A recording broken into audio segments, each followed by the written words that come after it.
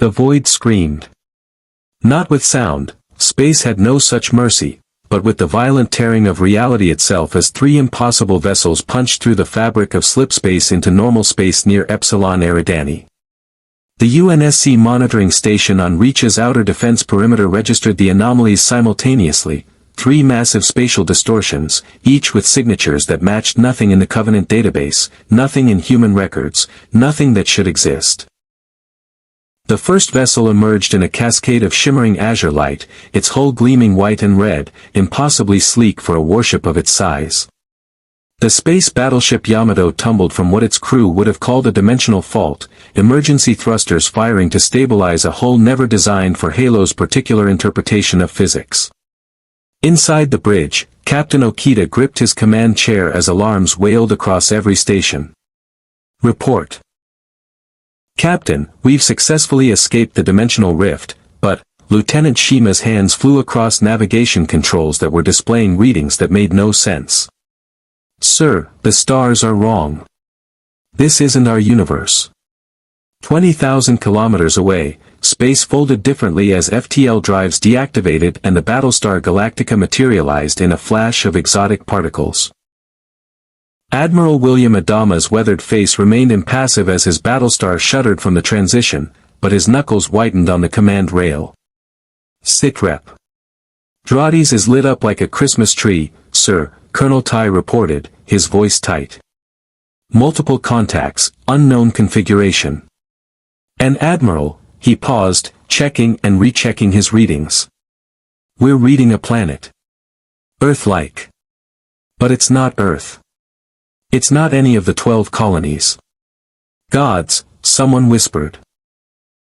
The third arrival was the quietest but perhaps the most violent.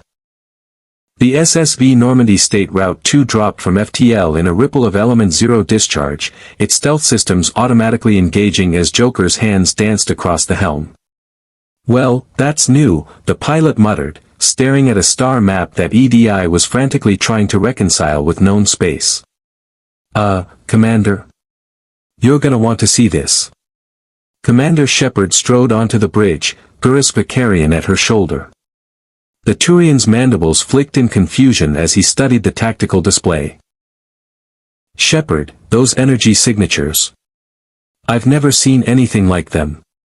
And those ships are about to have company, EDI interrupted, her avatar materializing. I am detecting multiple vessels on an intercept course. Military configuration. They are hailing on multiple frequencies, and Shepard, the AI's voice carried something almost like concern. They are human. On Reach, Fleet Admiral Sir Terence Hood watched three holographic projections with the carefully controlled expression of a man who'd spent 30 years fighting an unwinnable war. The three vessels represented on Fleetcom's tactical display were impossible. One appeared to be a pre-slipspace era design somehow retrofitted with technology that made his scientists babble about wave motion theory and dimensional physics. The second was clearly a warship, massive, utilitarian, bristling with what looked like kinetic weapons and fighter launch bays, but its hull composition and power signature matched nothing in UNSC records. The third was smaller, sleek, and according to the initial scans, was running stealth systems that shouldn't be possible without Forerunner technology. Three unknown vessels, appearing simultaneously via three different FTL methods, none of which match Covenant or human technology, Hood said quietly.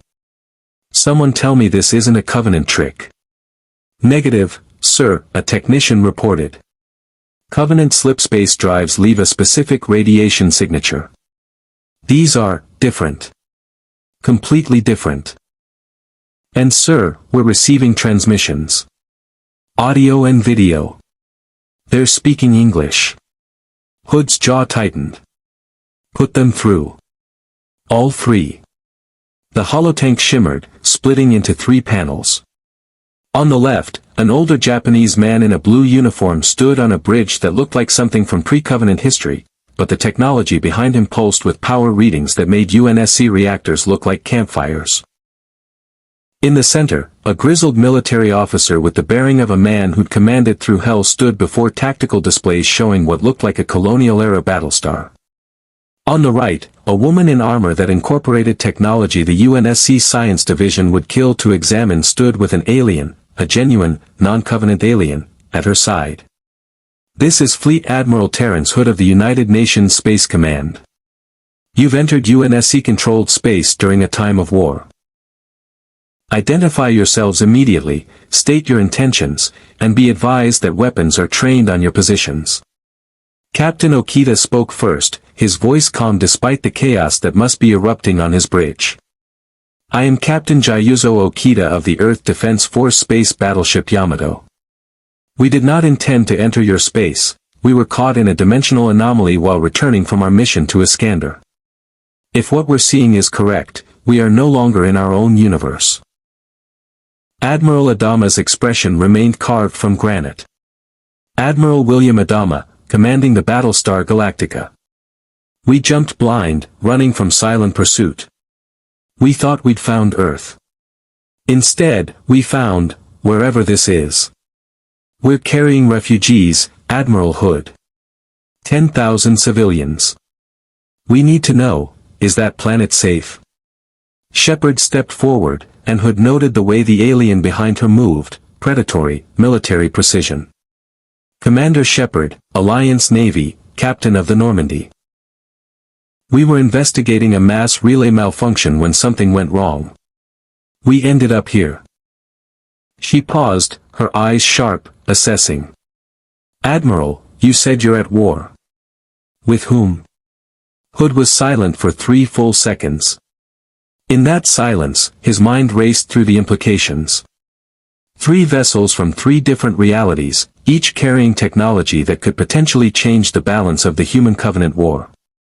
Each carrying crews that had no idea they just dropped into humanity's last stand. The Covenant, Hood said finally. A coalition of alien species united by religious zealotry. For 27 years, they've been systematically glassing every human colony they find. They believe we're heretics, an affront to their gods. They won't negotiate. They won't stop. They won't show mercy. He let that sink in. If you want to survive in this universe, you need to understand something. Humanity is losing. We're not fighting for victory anymore. We're fighting to survive long enough to find a miracle. On the Yamato, Okita's crew exchanged glances. They'd fought Gamalas across the galaxy. They'd faced extinction. But this. On Galactica, Adama's expression flickered, just for a moment, with something that might have been recognition. Running from genocide, seeking hope, finding only another war. The Cylons had pursued them across the stars. Now they'd found humans fighting a different extinction. On the Normandy, Shepard's hand instinctively moved toward her sidearm before relaxing. Gurus spoke quietly. Well, Shepard. At least we're consistent. New universe, same story, everyone wants to kill humans. Admiral Hood, Shepard said, her voice steady. We didn't ask to be here. But if there's one thing I've learned, it's that when you find yourself in a fight, you figure out which side you're on. We'll need more information. A lot more. But if what you're saying is true. The alarms cut her off. Across all 3 vessels and every UNSC monitoring station, the sensors screamed in unison. Slip space ruptures, massive ones, blooming like malignant flowers across the outer system. Hood's face went pale. Covenant fleet, a technician reported, voice cracking. 12 capital ships, CCS class and larger. They've detected the anomaly signatures. Admiral, they're on an intercept course for the unknown vessels. Hood's voice cut across the channel like a knife. All 3 vessels, this is FleetCom Actual. You wanted to know what we're fighting? You're about to find out. Covenant protocol is simple, they'll try to destroy you. No hails. No negotiation. Just death. He paused.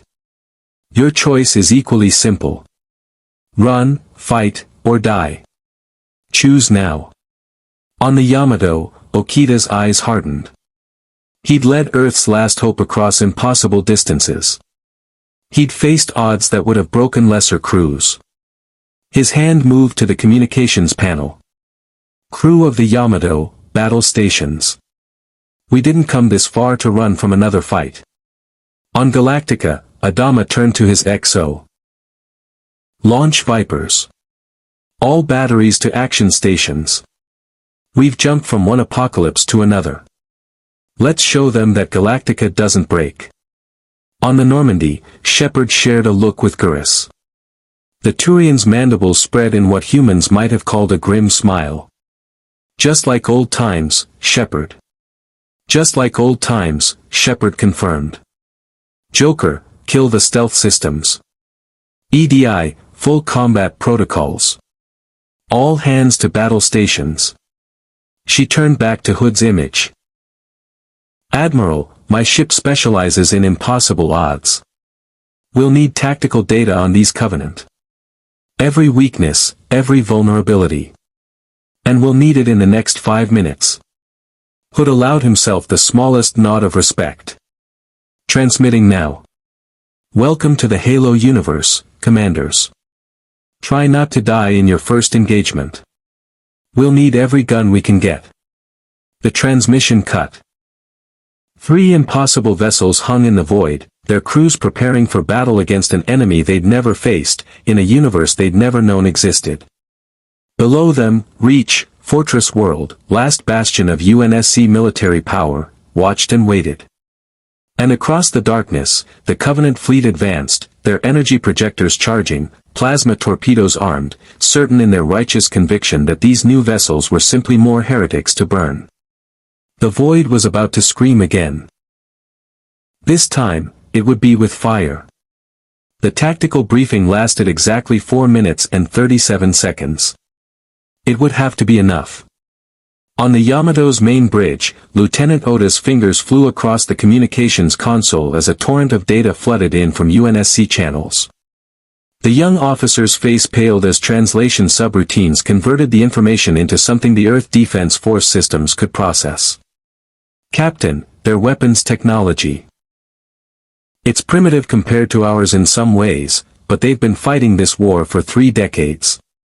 Their tactical database is, he stopped, staring at casualty figures that climbed into the billions.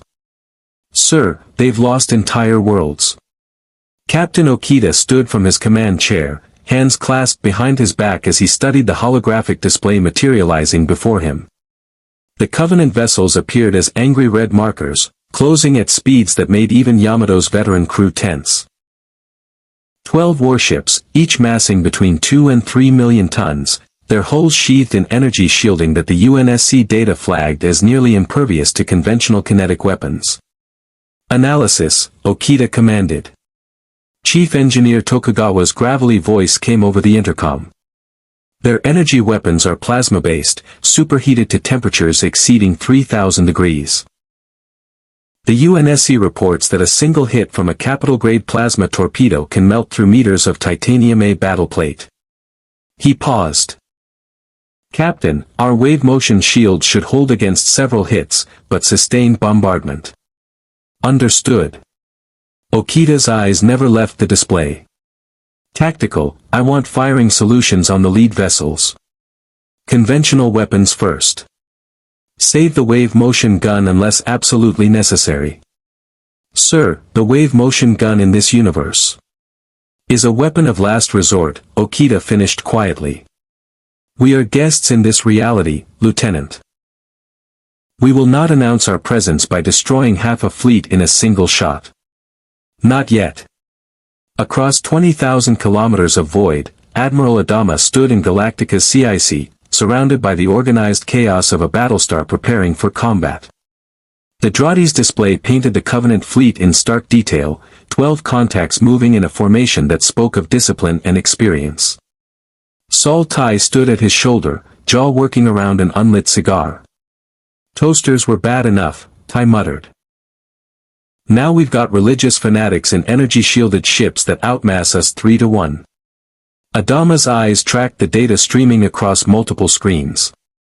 The UNSC transmission had included combat footage, grainy, desperate recordings of human ships dying under withering plasma fire. He'd watched a destroyer break apart under bombardment, its hull glowing white-hot before it shattered. He'd seen orbital defense platforms vaporize. He'd seen colonies burn. It looked like the fall of the 12 colonies. Different weapons. Same extinction. Weapon status, Adama ordered. Primary batteries loaded and ready, the weapons officer reported. Flak batteries online. All Viper squadrons ready for launch. Admiral, we've got 72 birds ready to fly, but according to UNSC data, Covenant point defense is something we're about to test, Adama interrupted. Launch all Vipers. Combat Space Patrol, defensive screen around Galactica and our new allies. Tell them to stay clear of those purple beams the UNSC calls energy projectors. Everything else, they're cleared to engage. Sir, we're really doing this. Fighting for people we just met in a universe we don't understand. Adama turned, and his gaze could have cut steel. We're fighting because that's what we do. Because running got us here, and running won't get us home. And because, he gestured at the Draughties display, at the planet hanging in the darkness. There are 10 billion people on that world, and if we run, the Covenant will wonder why 3 unknown vessels fled. They'll investigate. They'll find Reach. His voice dropped. I won't have another genocide on my conscience. The Normandy's CIC thrummed with barely contained energy as Commander Shepard stood at the galaxy map, now frantically recalibrating to display local space instead of the Milky Way she knew.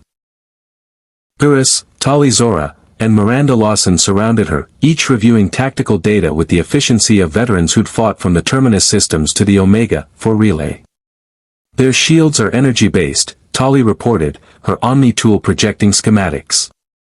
Similar to kinetic barriers but configured differently.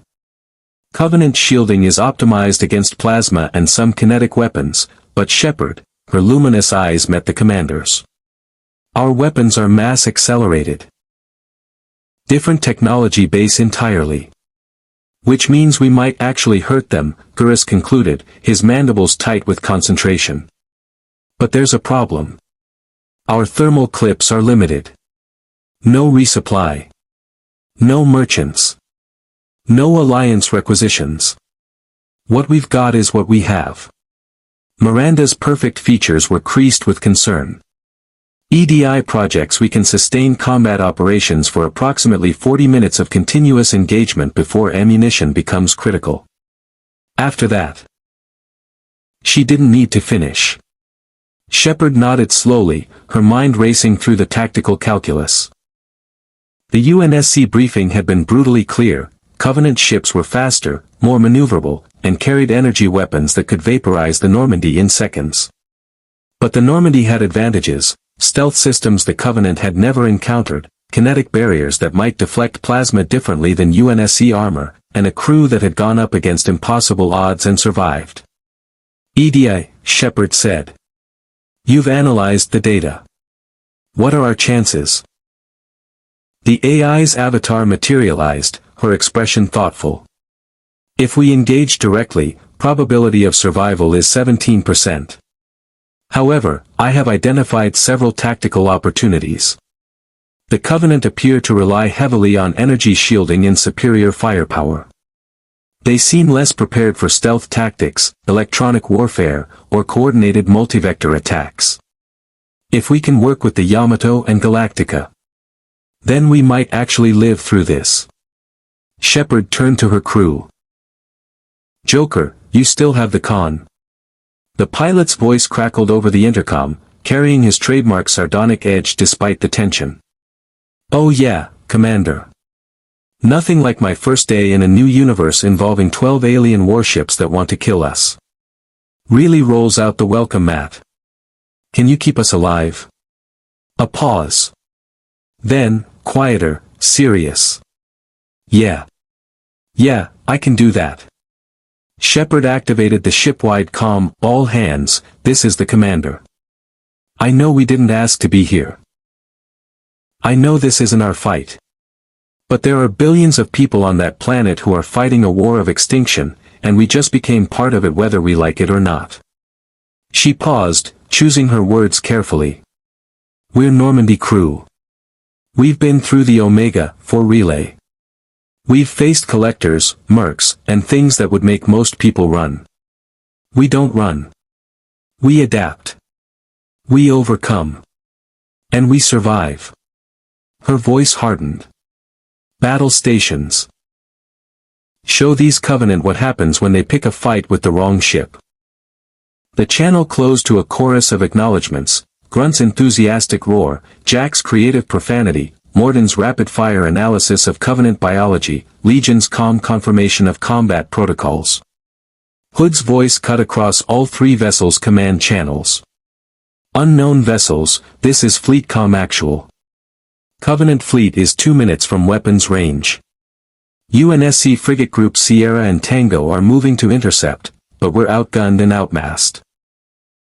If you're planning something, now would be the time. Okita's response was measured. Admiral Hood, this is Captain Okita. Yamato will engage from maximum range with conventional weapons. We'll draw their attention. Galactica will screen with Viper squadrons and provide kinetic fire support, Adama added. Our missiles aren't as sophisticated as your archers, but we've got plenty of them. Normandy will run electronic warfare and hit and fade attacks, Shepard finished. We're built for asymmetric combat. Let's see how the Covenant handle surprises.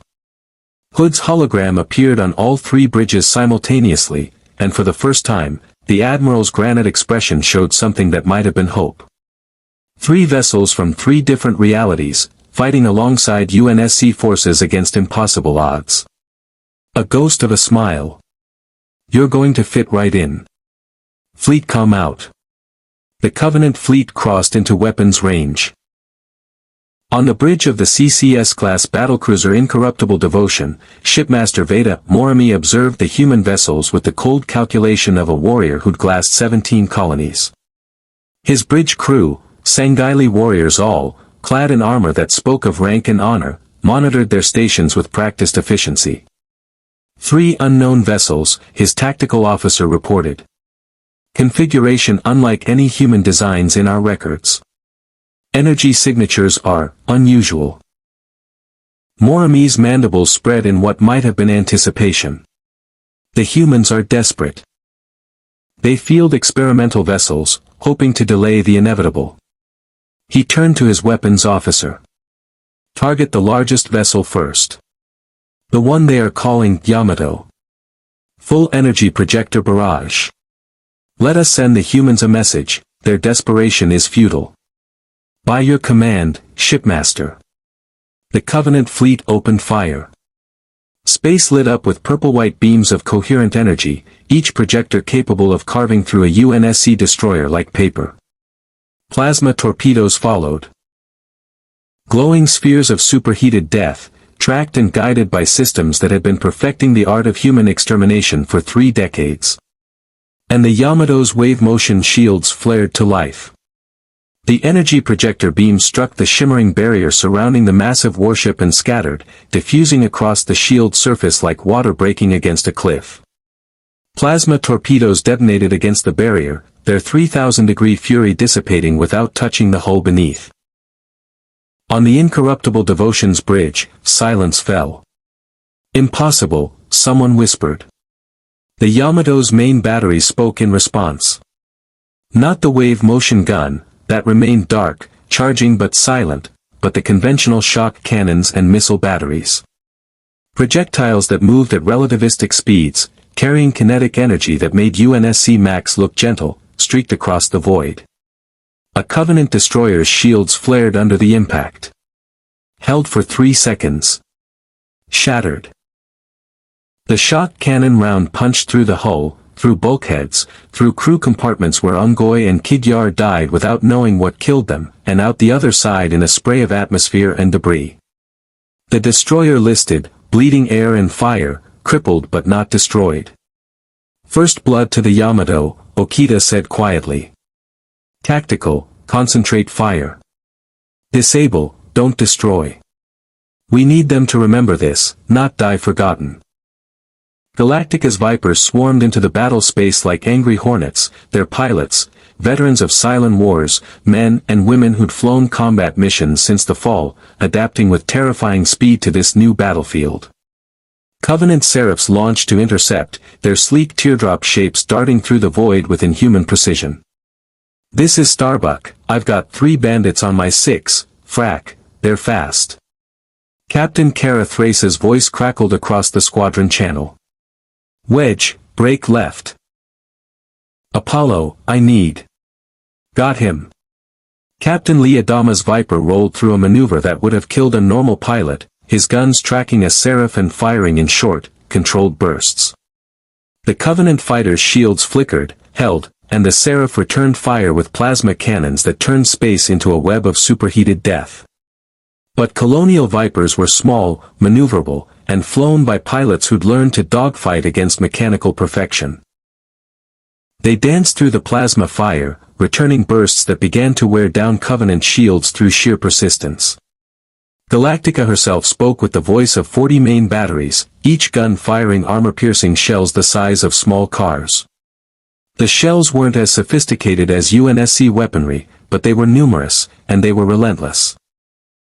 A CCS-class battlecruiser's shields rippled under sustained bombardment, the ancient human tactic of overwhelming fire proving effective even against energy barriers. And in the chaos, like a ghost, the Normandy struck. Joker brought the stealth frigate in low and fast, skating along the plane of battle where Covenant sensors expected nothing. The ship's kinetic barriers flared as a glancing plasma bolt found them, but held, and EDI's countermeasures scrambled targeting solutions across 3 Covenant vessels simultaneously. "Gurus, you're up," Shepard commanded from the CIC. In the Normandy's main battery, Gurus Vicarian settled behind the targeting interface with the calm of a man who'd made impossible shots his entire career. The Nix cannon, a weapon reverse-engineered from Reaper technology, powered by a mass effect core, charged with a sound like reality tearing. Targeting Covenant Vessel 3, Gurus reported. The one Galactica softened up. Aiming for what EDI thinks is their shield generator. Fire when ready. The Nix cannon spoke. A lance of accelerated metal, moving at a fraction of light speed, crossed the distance in under a second. The Covenant battlecruiser's shields, already stressed from Galactica's barrage, never stood a chance. The round punched through the energy barrier, through the hull, and into the shield generator buried deep in the ship's superstructure. The generator exploded. Secondary detonations rippled through the battlecruiser as power conduits overloaded and plasma reserves ignited. The vessel didn't die. Covenant ships were built tough, but it tumbled out of formation, shields completely offline, atmosphere venting from multiple hull breaches. On the incorruptible Devotion, Shipmaster Morami stared at his tactical display with growing fury and, beneath that, the first cold touch of doubt. 3 vessels. 3 impossible vessels. 1 shrugged off their most powerful weapons. 1 swarmed them with fighters that fought like demons. 1 struck from stealth with weapons that bypassed shields entirely. And the humans, the primitive, technologically inferior humans, were fighting alongside them with renewed ferocity. "All ships," Morami commanded, his voice tight with controlled rage. "Concentrate fire on the smallest vessel. The one called Normandy. I want it destroyed. Now." 6 Covenant warships turned their fury toward the Normandy's last known position. And found nothing but empty space. "Shepard," Joker's voice came over the intercom, tight with stress. "We've got a problem. Big problem. Covenant fleet is looking for us, and EDI says our stealth systems won't hold if they do a full-spectrum active scan." Shepard's mind raced. They'd bloodied the Covenant, proven these ships could be hurt. But the battle was far from over, and the Covenant were adapting. "Fleetcom, Yamato, Galactica, this is Normandy," Shepard transmitted.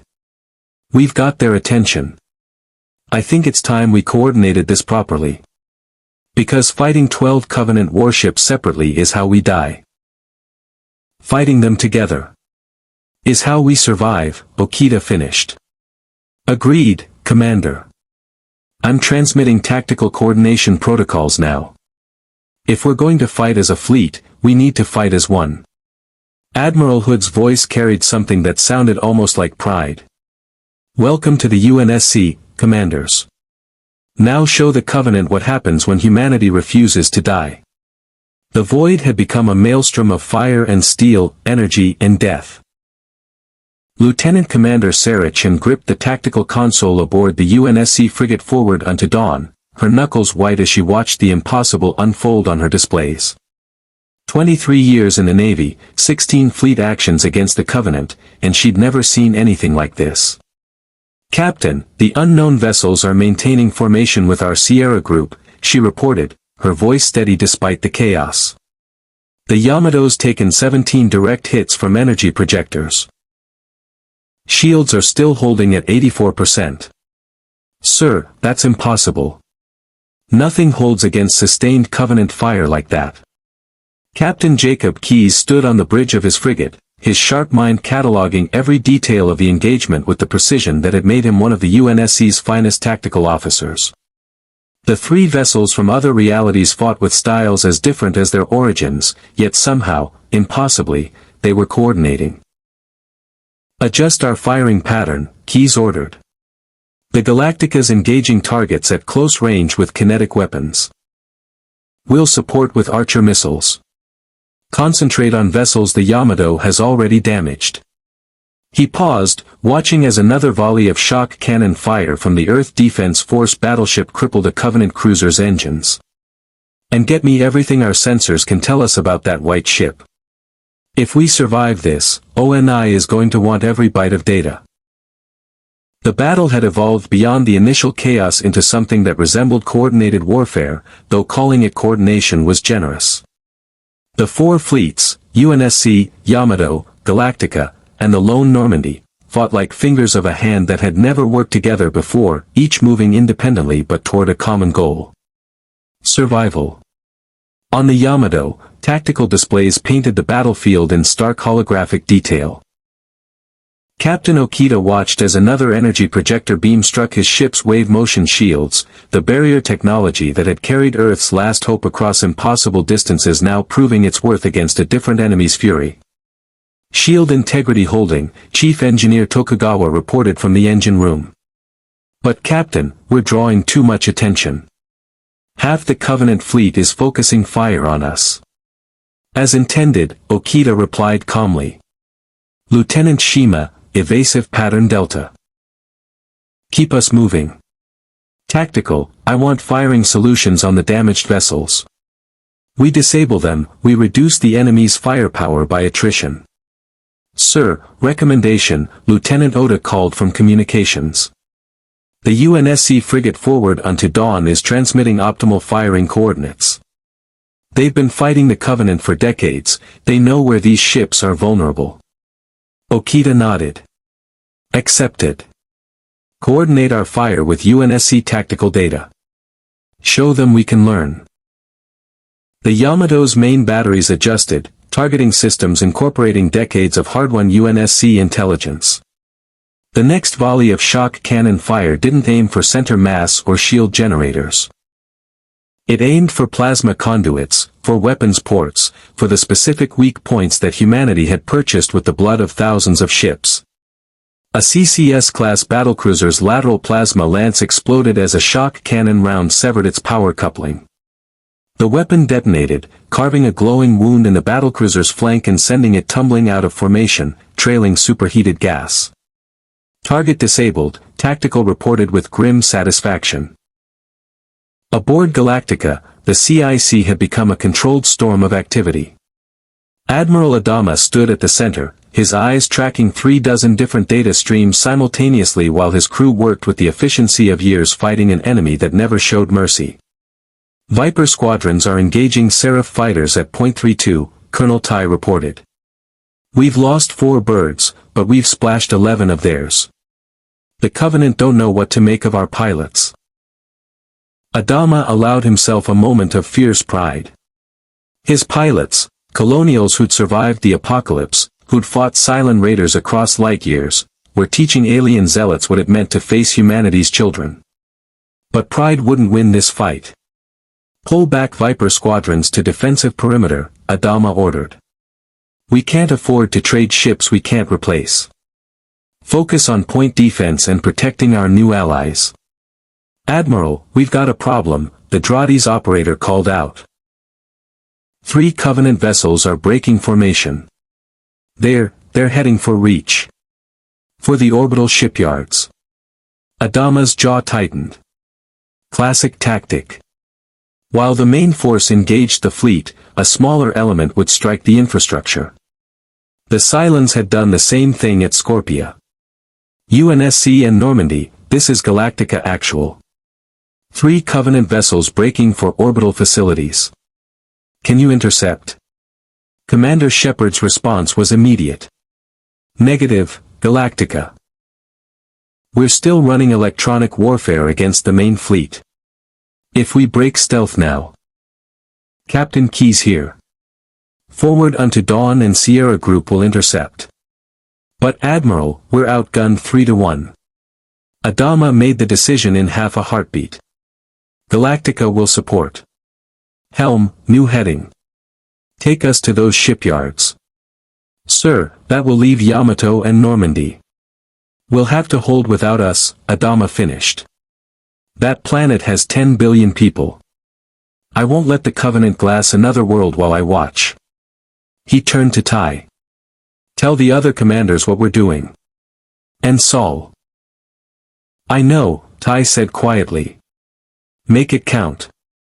Galactica's massive engines flared, pushing the Battlestar toward the 3 Covenant vessels streaking for Reach's orbital infrastructure like hungry predators. On the Normandy, EDI's processes were operating at 117% of baseline capacity as she managed electronic warfare across the Covenant fleet while simultaneously analyzing their tactics, weapons, and communication protocols. Shepard, I have identified a critical vulnerability, the AI reported. Covenant vessels communicate via a centralized battlenet. If I can infiltrate their network through captured signal traffic, I may be able to disrupt their coordination. Pyrrhus looked up from the weapons station. That's a big if, EDI. You're talking about hacking an alien computer system we've never seen before. Correct. However, the Covenant appear to use hierarchical command structures with minimal electronic security. They rely on physical security and religious indoctrination rather than encryption protocols. EDI's avatar tilted its head. They are remarkably trusting of their own technology. It is inefficient. Shepard shared a glance with Miranda. How long would you need? I require sustained signal contact with a Covenant vessel for approximately 90 seconds. During that time, the Normandy would need to maintain position within 2,000 kilometers of the target. Our stealth systems would be strained, and if they detect us, they'll turn us into vapor, Joker interjected from the helm. Great. Just great. Commander, for the record, I'd like to note that this is a terrible idea. Noted, Shepard said. Do it anyway. Joker, get us in position. EDI, pick your target. If this works, we might actually turn this fight around. The Normandy slipped through the battlefield like a shark through dark water, its stealth systems pushed to their limits as Joker threaded the ship between plasma torpedoes and energy projector beams that would have annihilated them instantly. His hands danced across the controls with the supernatural precision that made him the Alliance's finest pilot, each adjustment measured in microseconds. Coming up on optimal position, Joker reported, sweat beading his forehead despite the bridge's climate control. EDI, you better work fast. I can feel the Covenant sensors washing over us. Initiating infiltration protocol, EDI confirmed.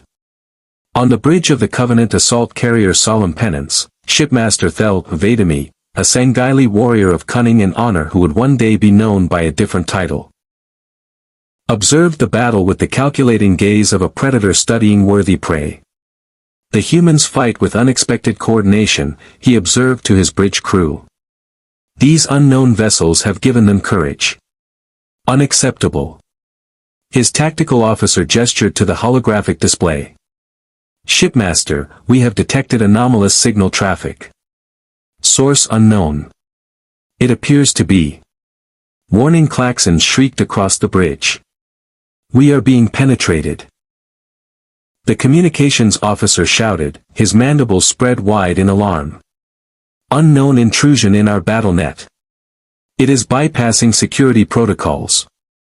Vadimir's eyes widened fractionally, the only sign of his surprise. Isolate the intrusion. Purge all infected systems. But EDI was faster. The AI, built from Reaper technology and refined through combat against the Collectors, tore through Covenant security architecture like it was made of paper. The Covenant had never conceived of synthetic intelligence as sophisticated as EDI, their religious doctrine forbade such things, viewing AI as heresy. Their security reflected that blind spot. EDI found the BattleNet's coordination protocols in 12.7 seconds. She analyzed their tactical doctrine in another 8. And in the remaining 69 seconds, she did something the Covenant had never experienced. She lied to them. False sensor data began flooding the Covenant fleet. Tactical displays showed UNSC reinforcements that didn't exist. Targeting solutions degraded by fractional percentages, not enough to be immediately obvious, but enough to matter.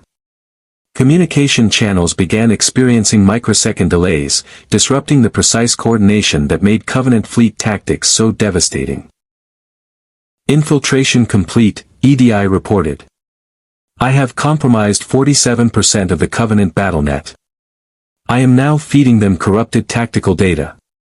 Their firing solutions are degraded by 8 to 12%.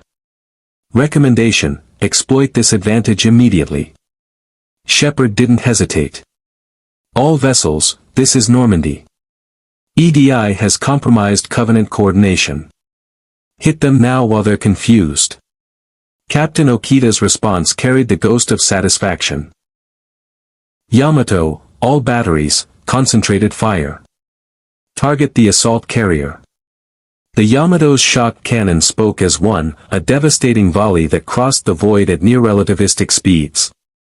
The assault carrier's solemn penance's shields, already strained from sustained combat, buckled under the precisely coordinated barrage.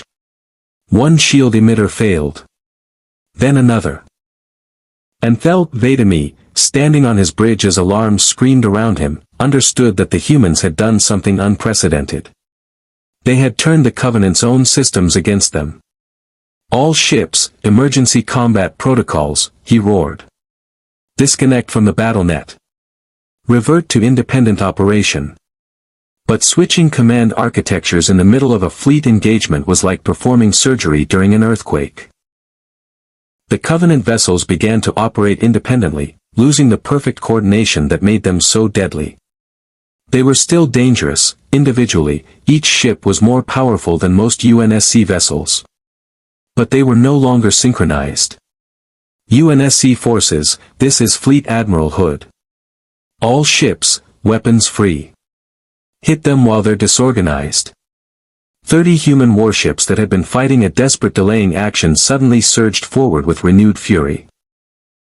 Mac rounds, Archer missiles, and the conventional firepower of 3 universes converged on the Covenant fleet with devastating precision. A CPV-class heavy destroyer took 3 Mac rounds in rapid succession, its shields already down from EDI's interference. The kinetic slugs, each weighing 600 tons and moving at a fraction of light speed, punched through the hull like it was tissue paper. The destroyer broke apart in a silent explosion of atmosphere and debris, its reactor going critical in a flash that briefly lit the battlefield like a second sun. At the orbital shipyards, Galactica had become a wall of steel between the 3 Covenant vessels and Reach's manufacturing facilities. Every gun the Battlestar possessed fired in continuous rotation, creating a curtain of armor-piercing shells that even Covenant shields couldn't completely deflect. Port batteries, concentrate on the lead ship. Adama commanded. Viper squadrons, attack pattern beta. Target their plasma torpedo launchers. Starbuck's voice crackled across the squadron channel, tight with concentration. You heard the old man. Wedge formation, on me. Let's show these bastards what colonial aviators can do. The Vipers, outnumbered, outgunned, but never outflown, swarmed one of the Covenant vessels like angry wasps. Their guns stitched the shields with sustained fire while the pilots executed maneuvers that pushed their birds to the breaking point. One Viper exploded as a plasma bolt found it, the pilot dying without even time to scream. But two more slipped through the point defense and put rounds directly into a plasma torpedo launcher. The launcher exploded, triggering a cascade failure that rippled through the Covenant vessel's ventral hull. It didn't destroy the ship, but it crippled its offensive capability and sent it listing away from the engagement. Captain Keyes, aboard the Forward Unto Dawn, watched the battle turn and allowed himself the smallest moment of hope. Tactical, target the damaged Covenant vessel. All Archer pods, fire for effect. 300 Archer missiles streaked toward the crippled ship, overwhelming its damaged point defense. Explosions blossomed across its hull like deadly flowers, each warhead carving away armor and infrastructure. The Covenant vessel began to break apart. On the incorruptible devotion, Shipmaster Veda Morami stared at his tactical display with growing horror. 7 of his 12 vessels were damaged or destroyed. The BattleNet was compromised. The humans. The supposedly primitive humans, had allied with forces from beyond reality and were fighting with a coordination and ferocity that defied everything the Covenant had learned in 3 decades of war. Shipmaster, we must withdraw, his second-in-command urged. We cannot achieve our objectives. Not against this resistance. Morami's mandibles clenched. Retreat was dishonor. But dying to no purpose was waste. Signal the fleet, he said, each word tasting of ash. Fall back to slipspace transit distance. We withdraw. The Covenant vessels that could still maneuver began to disengage, their plasma drives flaring as they fought to gain the distance needed for slipspace jumps. The UNSC ships pursued, but cautiously, chasing Covenant vessels that still had teeth was a good way to die. All vessels, cease fire, Hood's voice commanded across all channels. Let them run. We've bloodied them enough for one day. On the Yamato, a ragged cheer erupted from the bridge crew before discipline reasserted itself. Captain Okita remained standing, his expression unchanged, but Lieutenant Oda could see the tension ease from his captain's shoulders. Damage report, Okita ordered. Wave motion shields held throughout the engagement, Tokugawa reported. Minor stress fractures in the shield generators, but nothing critical. Conventional weapons systems at 92% capacity. Captain, we survived our first engagement in this universe. The first of many, I suspect, Okita said quietly. Aboard Galactica, Admiral Adama watched the Covenant vessels disappear into slipspace one by one, taking their dead and wounded with them. The CIC crew was silent, processing the impossible fact that they just fought aliens in a different universe and survived. Damage report, Adama said, his voice carrying the weight of exhaustion. 4 Vipers lost, 8 damaged, Tai reported. Port flight pod took a plasma hit, but it's still operational. Main batteries expended 67% of ammunition.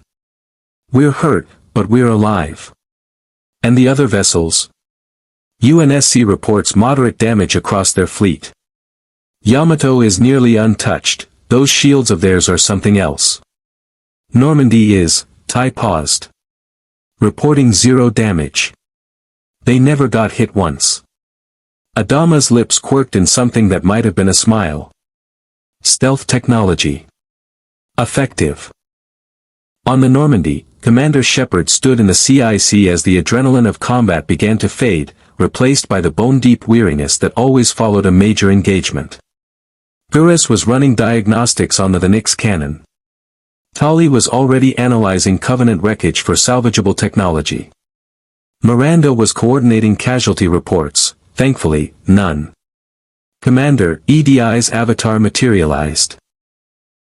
I have successfully extracted significant data from the Covenant BattleNet before they purged my intrusion. I have acquired tactical databases, star charts, and what appears to be intelligence on Covenant fleet deployments throughout this region of space. Good work, EDI. Shepard turned to the communications console. Joker, open a channel to Admiral Hood. Hood's hologram appeared, and for the first time since they'd met him, the UNSC Admiral's expression held something other than grim determination. It held respect. Commanders Shepard, Okita, Admiral Adama, Hood said formally. On behalf of the United Nations Space Command and the 10 billion people of Reach, thank you. What you did today, fighting alongside us when you had no obligation, when this isn't even your universe, he stopped, his voice thick with emotion he quickly controlled. You saved lives. Thousands of them, in the shipyards you protected. Maybe more. We did what any military force would do, Admiral, Okita replied. We protected the innocent. We fought because it was right, Adama added. Because we've seen what happens when good people stand aside. We fought because we're not the kind of people who run from a fight, Shepard finished. Not when there are lives on the line. Hood nodded slowly. Then I have a proposition for all three of you. Your vessels need resupply, repairs, and you need information about this universe if you're going to survive here, or find a way home. Reach has the facilities, the resources, and the intelligence databases. He paused. I'm offering you temporary alliance with the UNSC. No obligations beyond mutual defense and information sharing. You help us fight the Covenant, we help you figure out how to get back to your own realities. The three commanders exchanged glances across their holographic displays. We'll need to discuss this with our crews, Okita said carefully. Of course. I'm transmitting coordinates for Reach Station Gamma, our primary orbital facility. Dock there, get some rest, and we'll talk strategy. Hood's expression hardened slightly. But commanders, understand this, the Covenant will be back. And they'll come in greater numbers. What happened today will not go unanswered. Then we'll be ready, Shepard said simply. The channel closed.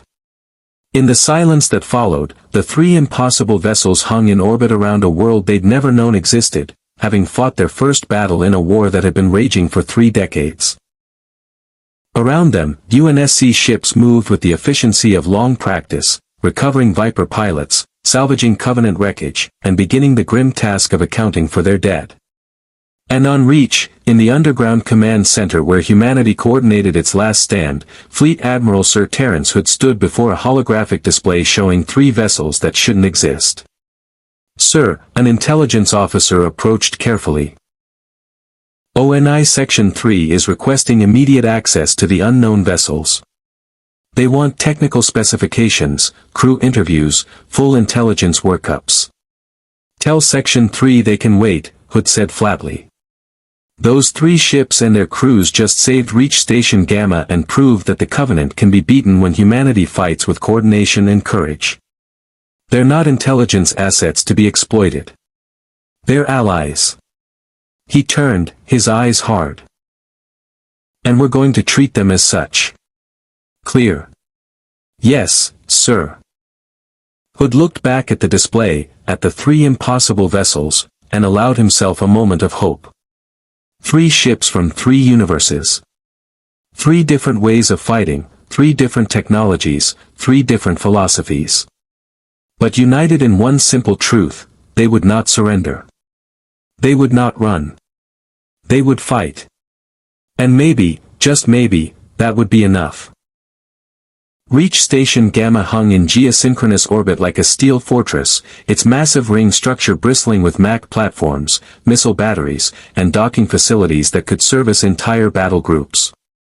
The station had been built during the early days of the Human Covenant War, when humanity still believed superior engineering and firepower could turn the tide.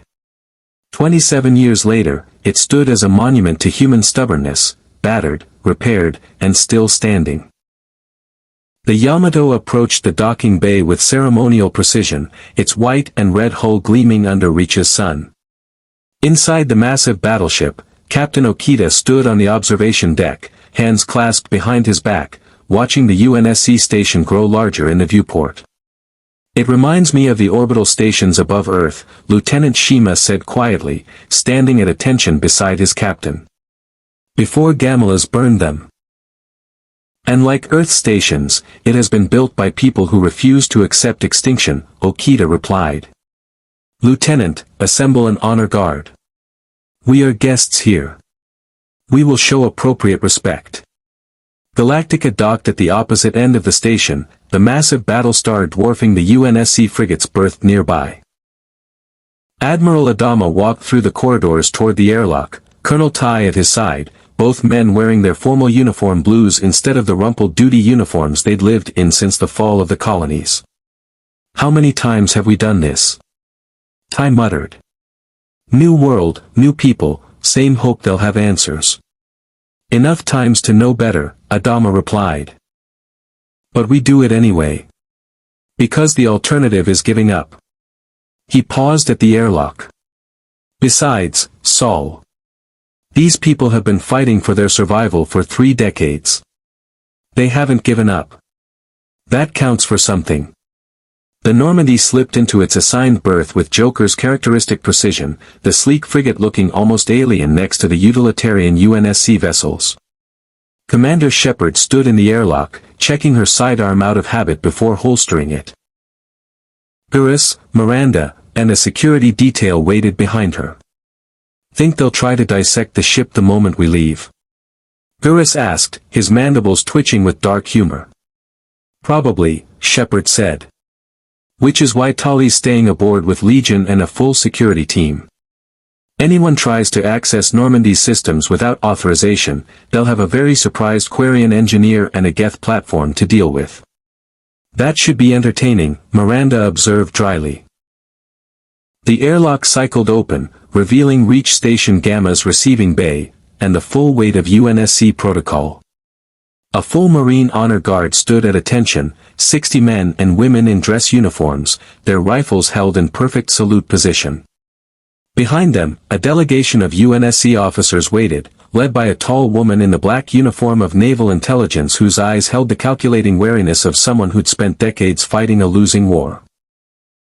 And at the center, Fleet Admiral Terrence Hood stood in full dress uniform, his chest heavy with medals earned through 3 decades of impossible victories and Pyrrhic defeats.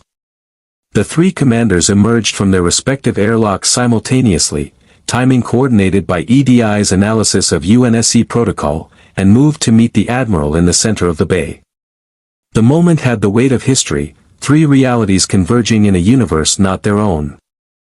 Hood saluted, and the gesture was returned with the precision of career military officers who understood the language of respect that transcended universe boundaries. "Captain Okita, Admiral Adama, Commander Shepard," Hood said formally.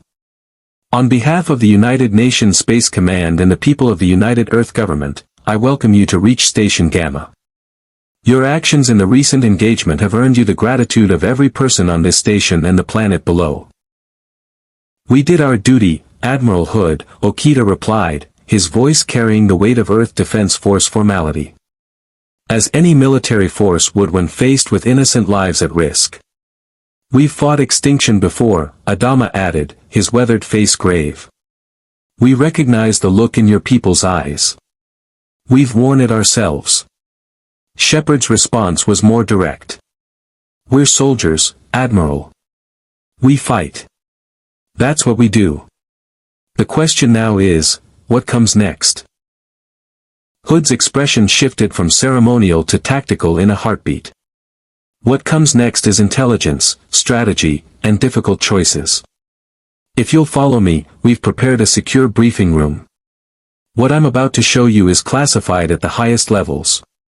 You need to understand exactly what kind of war you've just joined." The briefing room was buried deep in the station's core, protected by enough armor plating and security to survive a direct MAC strike.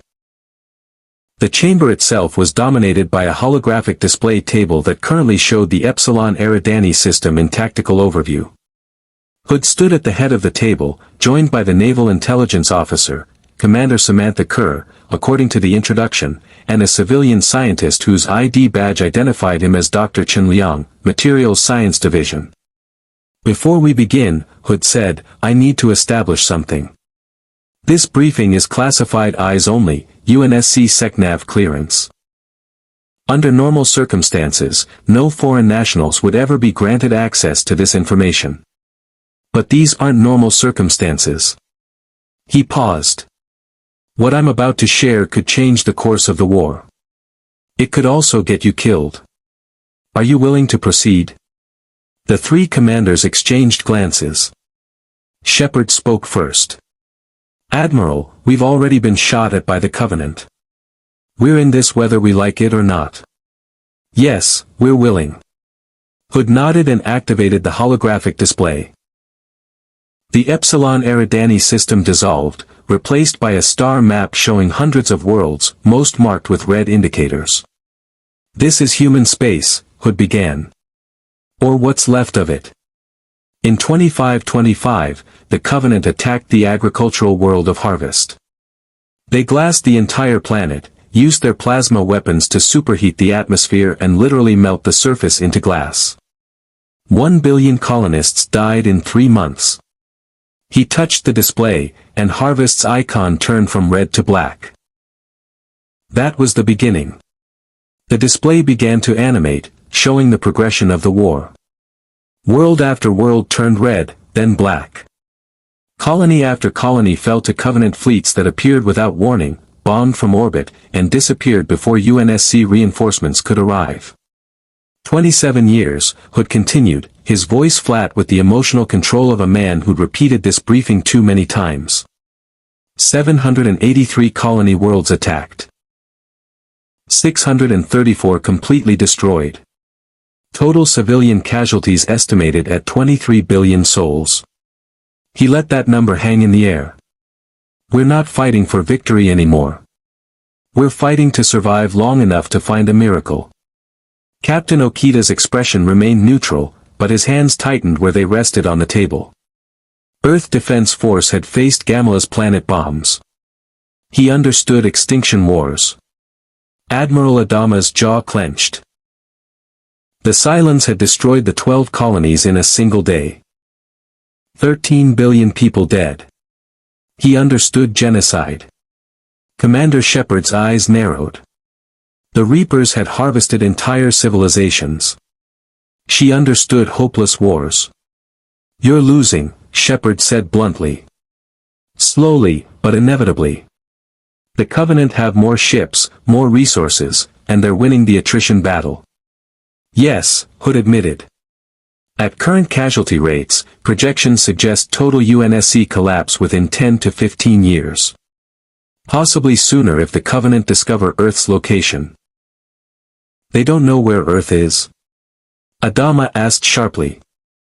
Commander Kerr spoke for the first time, her voice carrying ONI's characteristic precision.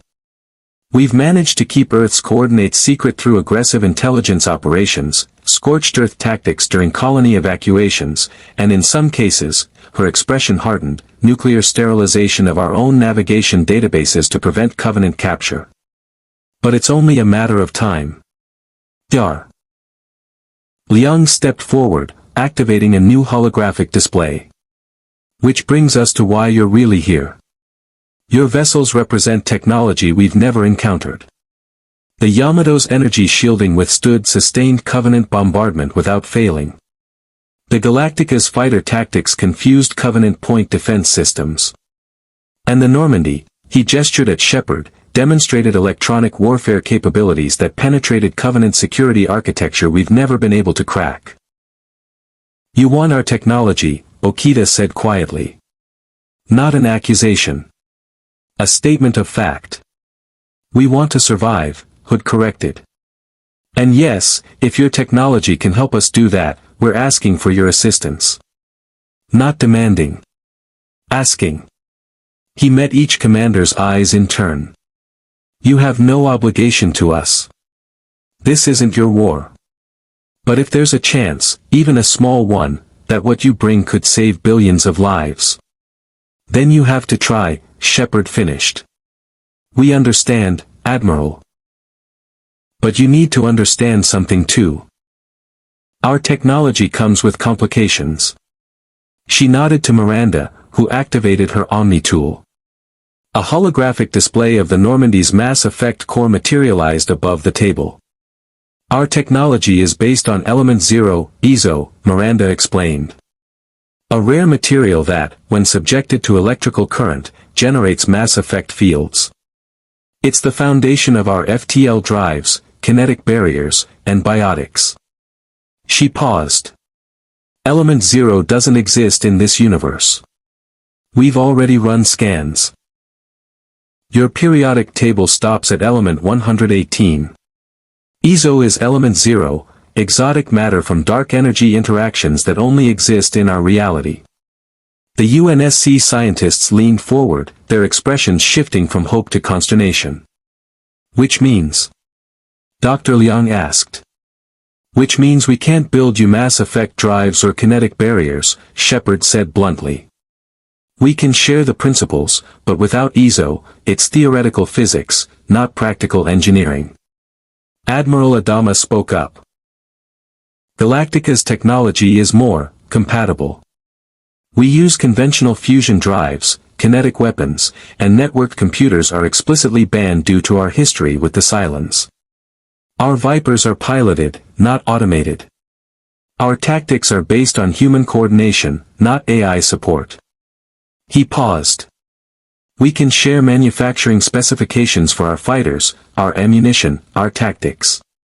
But Admiral Hood, we have limited supplies ourselves. Every bullet we fire, every Viper we lose, is irreplaceable. Hood nodded slowly, processing the limitations. He turned to Okita. And the Yamato? Captain Okita was silent for several seconds, his expression thoughtful. When he spoke, his words carried the weight of command decisions that could alter the course of the war. The wave motion engine technology is Earth Defense Force property, developed to save our world from extinction. I cannot simply give it away without authorization from Earth Defense Command. Which, given our current situation, is impossible to contact. He paused. However, I can share tactical coordination protocols, defensive shield configurations, and conventional weapons specifications. The wave motion gun itself remains classified. Commander Kerr's expression tightened. Captain, that weapon destroyed a Covenant vessel with a single shot according to our sensor data. The wave motion gun is a dimensional wave weapon capable of destroying planets, Okita interrupted, his voice carrying steel beneath the politeness. It is a weapon of last resort, born from desperation, and I will not proliferate it in a universe where I do not fully understand the consequences. His eyes met Hood's. Would you give strangers from another reality the capability to glass worlds, Admiral Hood? The silence that followed was profound. No, Hood said finally. No, I wouldn't. And I respect your position, Captain. We'll work with what you're willing to share. The tension in the room eased fractionally. Shepard leaned forward, her tactical mind already working through the implications. Admiral, we can share what's compatible, train your people in our tactics, and coordinate our forces for future engagements. But there's a bigger question you haven't asked yet. Which is, how do we get home? Shepard's voice was steady, but beneath it was the question that all three crews were asking. We didn't ask to be here. We have people, missions, entire universes we're responsible for. The Normandy has a war against the Collectors. The Galactica is searching for Earth. The Yamato was returning home after saving their Earth from extinction. She paused. We'll help you fight the Covenant. But we need to know, is there any way to send us back to our own realities? Hood turned to Dr. Liang, who looked distinctly uncomfortable. We've analyzed the spatial distortions from your arrivals, the scientist said slowly. Each vessel emerged from a different type of dimensional breach. The Yamato's was consistent with what we might call folded spacetime. The Galacticas appeared to be a localized faster-than-light bubble collapse. The Normandies involved exotic matter interactions we can barely detect, let alone explain. Which means? Adama pressed. Which means I have no idea how to replicate the process. Or even if it's possible. Dr. Liang spread his hands helplessly. We're a species that barely understands slip space travel after 30 years of using it. You're asking us to reverse engineer dimensional travel across realities. That's centuries beyond our current understanding. There might be another option, Commander Kerr said quietly. Everyone turned to look at her. The Covenant have Forerunner artifacts. Ancient technology from a species that existed millions of years ago and may have spanned the galaxy. We've recovered fragments, pieces, but never anything intact enough to fully understand. She paused. But the Covenant have. They've reverse-engineered Forerunner technology for their shields, their weapons, their slipspace drives. If anyone in this universe has the capability to manipulate dimensional barriers, it would be Forerunner technology, Hood finished. And the Covenant control access to most known Forerunner sites. Wonderful, Gurus muttered. So our way home is locked behind enemy lines, guarded by religious fanatics who want to kill us.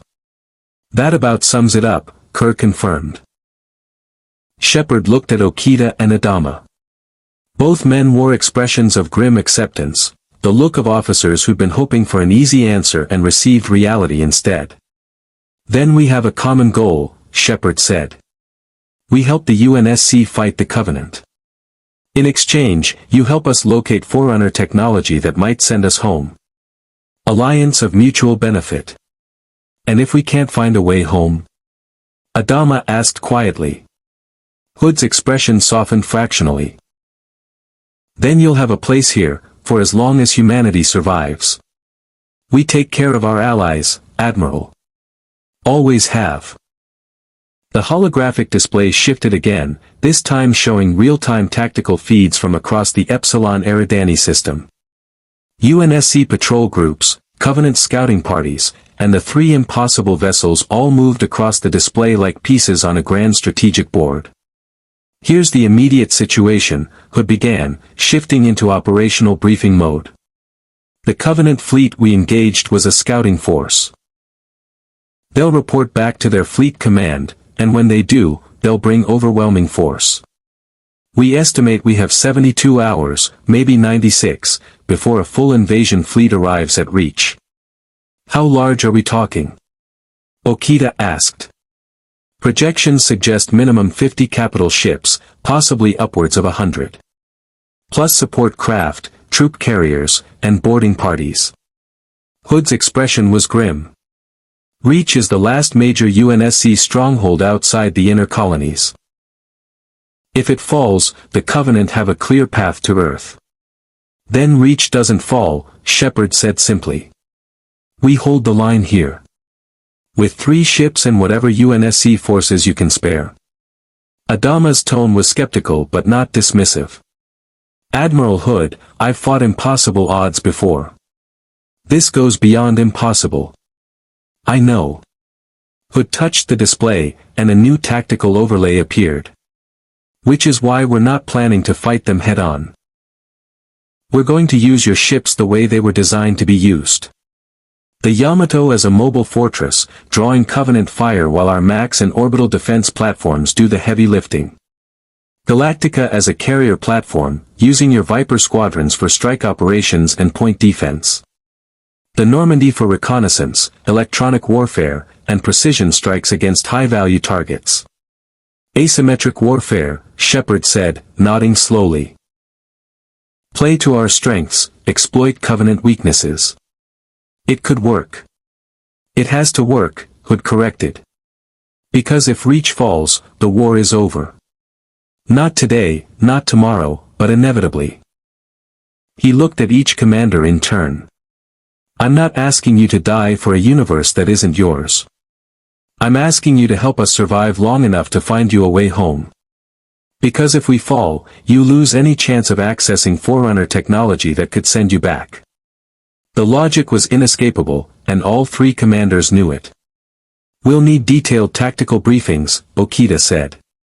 "Complete intelligence on Covenant fleet compositions, tactics, and known vulnerabilities."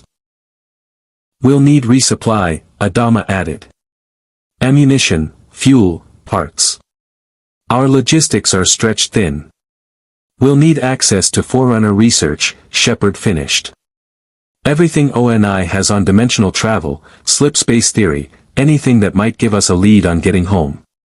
Hood nodded. "Granted. All of it. Commander Kerr will coordinate intelligence sharing. Dr. Liang will work with your engineering teams on logistics and technology exchange. And I'll personally authorize access to our Forerunner research archives." He paused. 72 hours, commanders. That's how long we have to prepare for the biggest battle Reach has ever seen. Make them count. The briefing dissolved into tactical discussions, technical consultations, and the organized chaos of three different military forces learning to coordinate operations. But beneath the professional efficiency, a single truth remained. Three ships from three universes had just committed to fighting a battle that would determine the fate of billions of lives in a reality not their own. And somewhere in the darkness between stars, the Covenant were coming. The 72 hours passed like sand through desperate fingers. Reach Station Gamma had transformed into a hive of controlled chaos as three different technological paradigms collided with UNSC military doctrine. In Docking Bay 7, Colonial Viper Mark VIIs sat beside UNSC longsword interceptors while technicians from both universes argued over maintenance protocols and ammunition compatibility. In the station's main engineering lab, Dr. Liang's team surrounded a holographic projection of the Yamato's wave motion shield emitters, trying to understand physics that seemed to violate causality itself. And in the intelligence center, EDI's avatar flickered across a dozen screens simultaneously as she processed every byte of Covenant tactical data ONI had collected over 27 years of war. Commander Shepard stood in the Normandy's war room, studying a three-dimensional tactical display of the Epsilon Eridani system while her senior staff offered their assessments. Gurus leaned against the wall, his scarred face thoughtful. Miranda reviewed casualty projections with the clinical detachment of a Cerberus operative. Mordin Solus gestured rapidly as he explained Covenant Sanghaili biology with his characteristic machine gun delivery. "Covenant fleet composition follows predictable patterns," Mordin said, his hands dancing across his Omni tool. CCS-class battlecruisers form primary battle line. Supported by CPV-class destroyers, lighter SDV-class corvettes. Command ship typically assault carrier or supercarrier. Very large. Very dangerous. Approximately 28 kilometers long in latter case. 28 kilometers, Miranda repeated flatly. That's larger than any dreadnought in Citadel space. Considerably, Mordin confirmed. However, size creates vulnerabilities. Larger ships, slower maneuvering. More crew, more life support requirements, more targets for precision strikes. Recommend focusing fire on critical systems rather than attempting to destroy entire vessel. Much more efficient. Gurus spoke up from his position by the wall. "I've been reviewing the Covenant weapons data. Their plasma torpedoes are terrifying, essentially guided nuclear fireballs, but they have limitations. Travel time is measured in seconds, not microseconds. They can be shot down, and their guidance systems struggle with small, fast targets." His mandibles spread in something like a smile. "Which means the Normandy's profile is exactly what they're not designed to hit." "EDI's analysis confirms it," Shepard said, gesturing to the tactical display. "The Covenant have spent 3 decades fighting UNSC frigates and cruisers, large targets with predictable maneuvering. They've never faced stealth frigates or fighter-carrier hybrid tactics. We can exploit that. If we survive the opening salvos," Miranda cautioned. "Shepard, the numbers are brutal. Hood's projections suggest upwards of 80 Covenant vessels against 30 UNSC ships plus our 3. We're outnumbered nearly 3 to 1, and that's before accounting for their technological superiority. Shepard nodded slowly, her mind working through the tactical calculus that had kept her alive from Freedom's progress to the collector base. Which is why we don't fight their battle. We fight ours. Asymmetric warfare, hit and fade, electronic warfare, precision strikes. Make them react to us instead of executing their battle plan. Assuming they give us time to execute our battle plan, Gurus observed. When are they expected? As if in answer, the Normandy's alarms blared to life. Joker's voice crackled over the intercom, tight with tension. Commander, you're gonna want to see this. We've got slipspace ruptures forming at the system's edge. A lot of them. Shepard's blood ran cold. How many is a lot? EDI is counting 93 distinct signatures and still climbing. Shepard, the Covenant didn't wait 72 hours. They're here now. The war room erupted into controlled motion as Shepard's crew raced to battle stations. Shepard herself was already moving toward the CIC, her Omni tool linking to Hood's command channel automatically. All vessels, this is Fleetcom Actual, Hood's voice carried across every ship in the system, steady despite the catastrophe forming at the edge of detection range. Covenant fleet emerging from slipspace.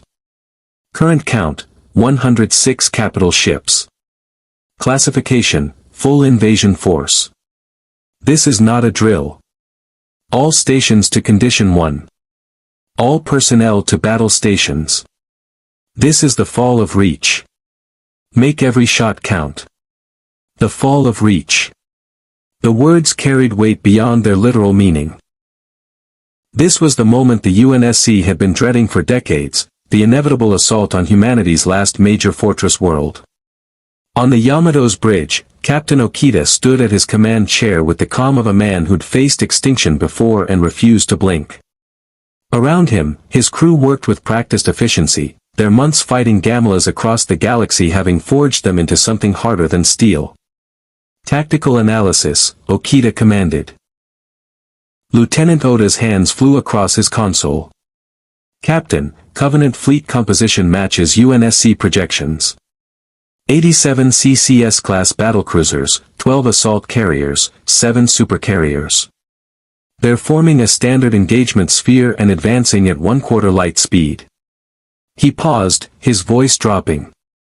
Sir, sensor analysis indicates the flagship is a CSO-class supercarrier.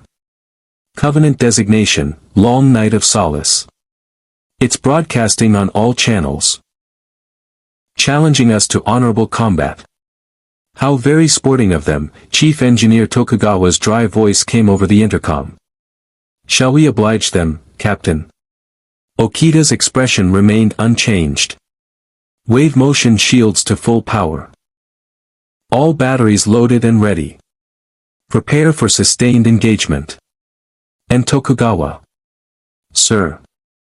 Keep the wave motion gun charged but offline. We save that for when we truly have no other choice. Understood, Captain. Though I suspect that moment may come sooner than we'd prefer. Aboard Galactica, Admiral Adama stood in the CIC surrounded by tactical displays that painted a picture of overwhelming enemy superiority. The Drades showed the Covenant fleet as a wall of red contacts advancing with inexorable precision. Colonel Tai stood at his shoulder, for once without a sarcastic comment, the situation was too desperate for humor. Launch status? Adama asked. All Vipers ready, the air boss reported from the flight deck. We've integrated UNSC IFF transponders and tactical protocols. Pilots are briefed on Covenant point defense patterns. They know what they're flying into, Admiral. Adama activated the ship-wide intercom, his voice carrying to every compartment of the Battlestar. Crew of Galactica. We've jumped from one war to another, from silent genocide to Covenant extinction. Some of you might ask why we're fighting for a universe that isn't ours, for people we barely know. He paused, letting the silence stretch. I'll tell you why. Because we remember the fall of the colonies. We remember what it feels like to watch worlds burn while we run. And we swore. Every one of us, that we'd never let it happen again if we had the power to stop it. His voice hardened. Today, we have that power. Today, we stand with humanity against extinction. Today, we show the Covenant what colonial warriors can do. All hands to action stations. Launch all Vipers. The flight deck erupted into coordinated chaos as 72 Vipers launched into the black, their pilots, veterans of impossible battles, flying to defend a world they'd never seen before today.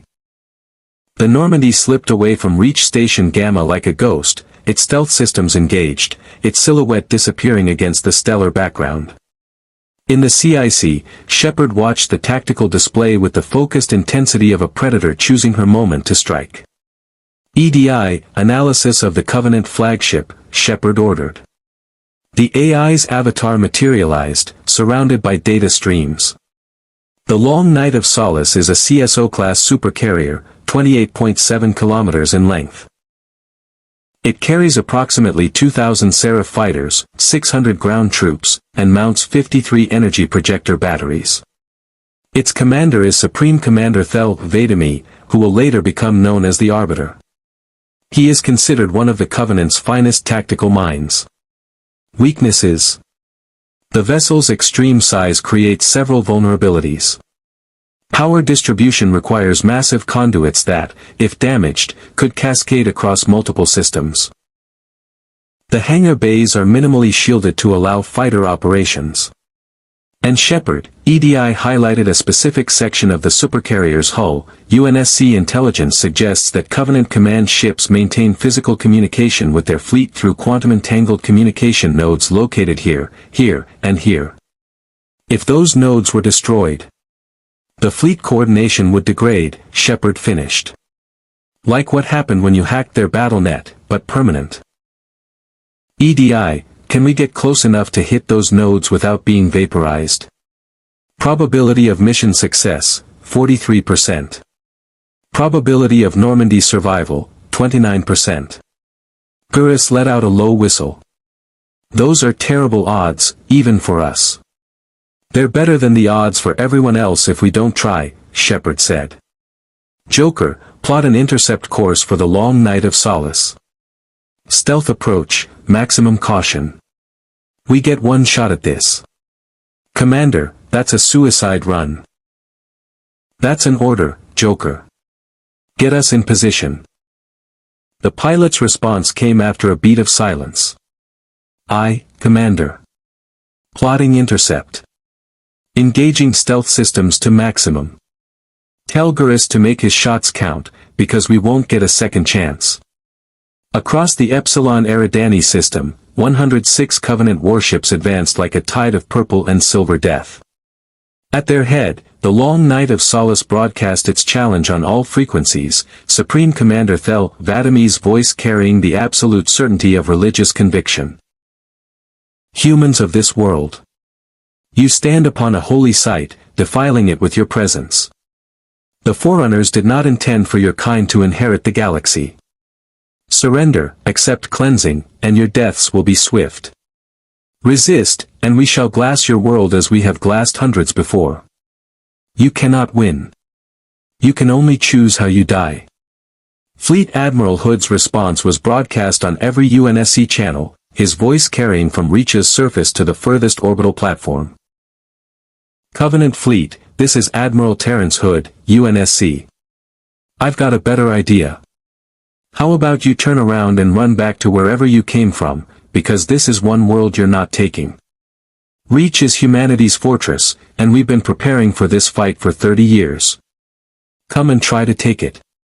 All batteries, weapons free. Show them what happens when they pick a fight with Earth's children. 300 orbital MAC platforms opened fire simultaneously. The magnetic accelerator cannons. Humanity's most powerful conventional weapons, hurled 600-ton tungsten slugs at 4% light speed. The relativistic projectiles crossed the distance between the defense platforms and the Covenant fleet in seconds, each round carrying kinetic energy equivalent to a nuclear detonation.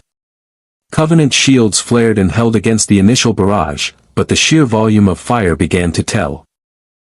One CCS-class battlecruiser took 3 MAC rounds in rapid succession, its shields buckling, the third round punching through to tear a glowing canyon across its hull. Another battlecruiser's shields collapsed entirely under sustained fire, leaving it vulnerable as UNSC Archer missiles swarmed across its exposed hull like piranha. But the Covenant fleet was vast, and for every ship damaged, 10 more advanced unscathed. Energy projector spoke in response, purple-white beams of coherent energy that reached across the void to touch orbital platforms with the heat of dying stars. One platform's shields held for 3 seconds before failing.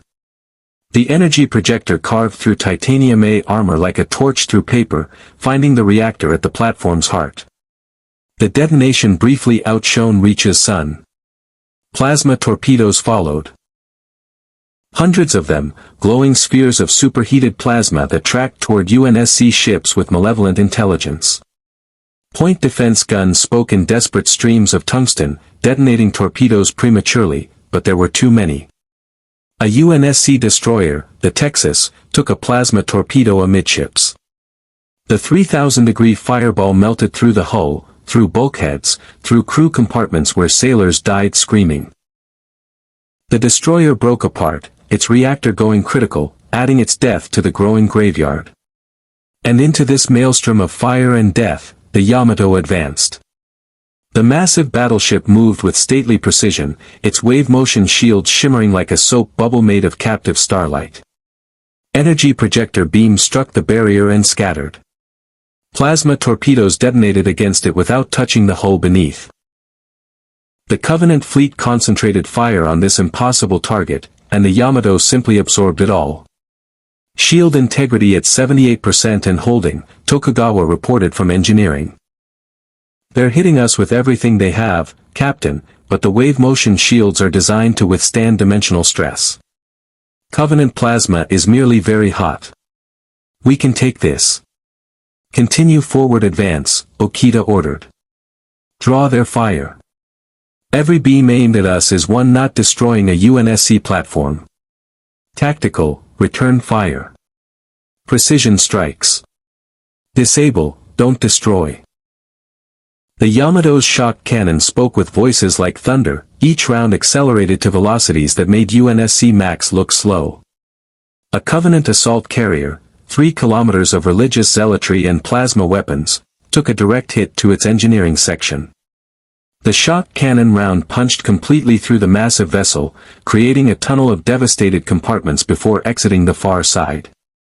The carrier didn't explode, but it tumbled out of formation, leaking atmosphere and fire.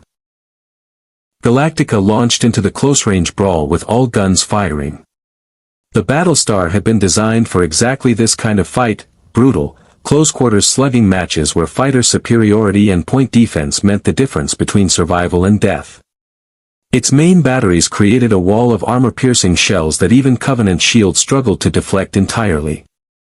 And above the Battlestar, 72 Vipers danced through the chaos like angry wasps. Captain Kara Starbuck thrashed through her Viper into a roll that would have killed a civilian pilot, her guns tracking a Seraph fighter that thought it could outmaneuver a Colonial aviator. "Got you, you purple bastard," she muttered, squeezing the trigger. Her KEW rounds, kinetic energy weapons, simple tungsten slugs fired at high velocity, stitched across the Seraph's shields.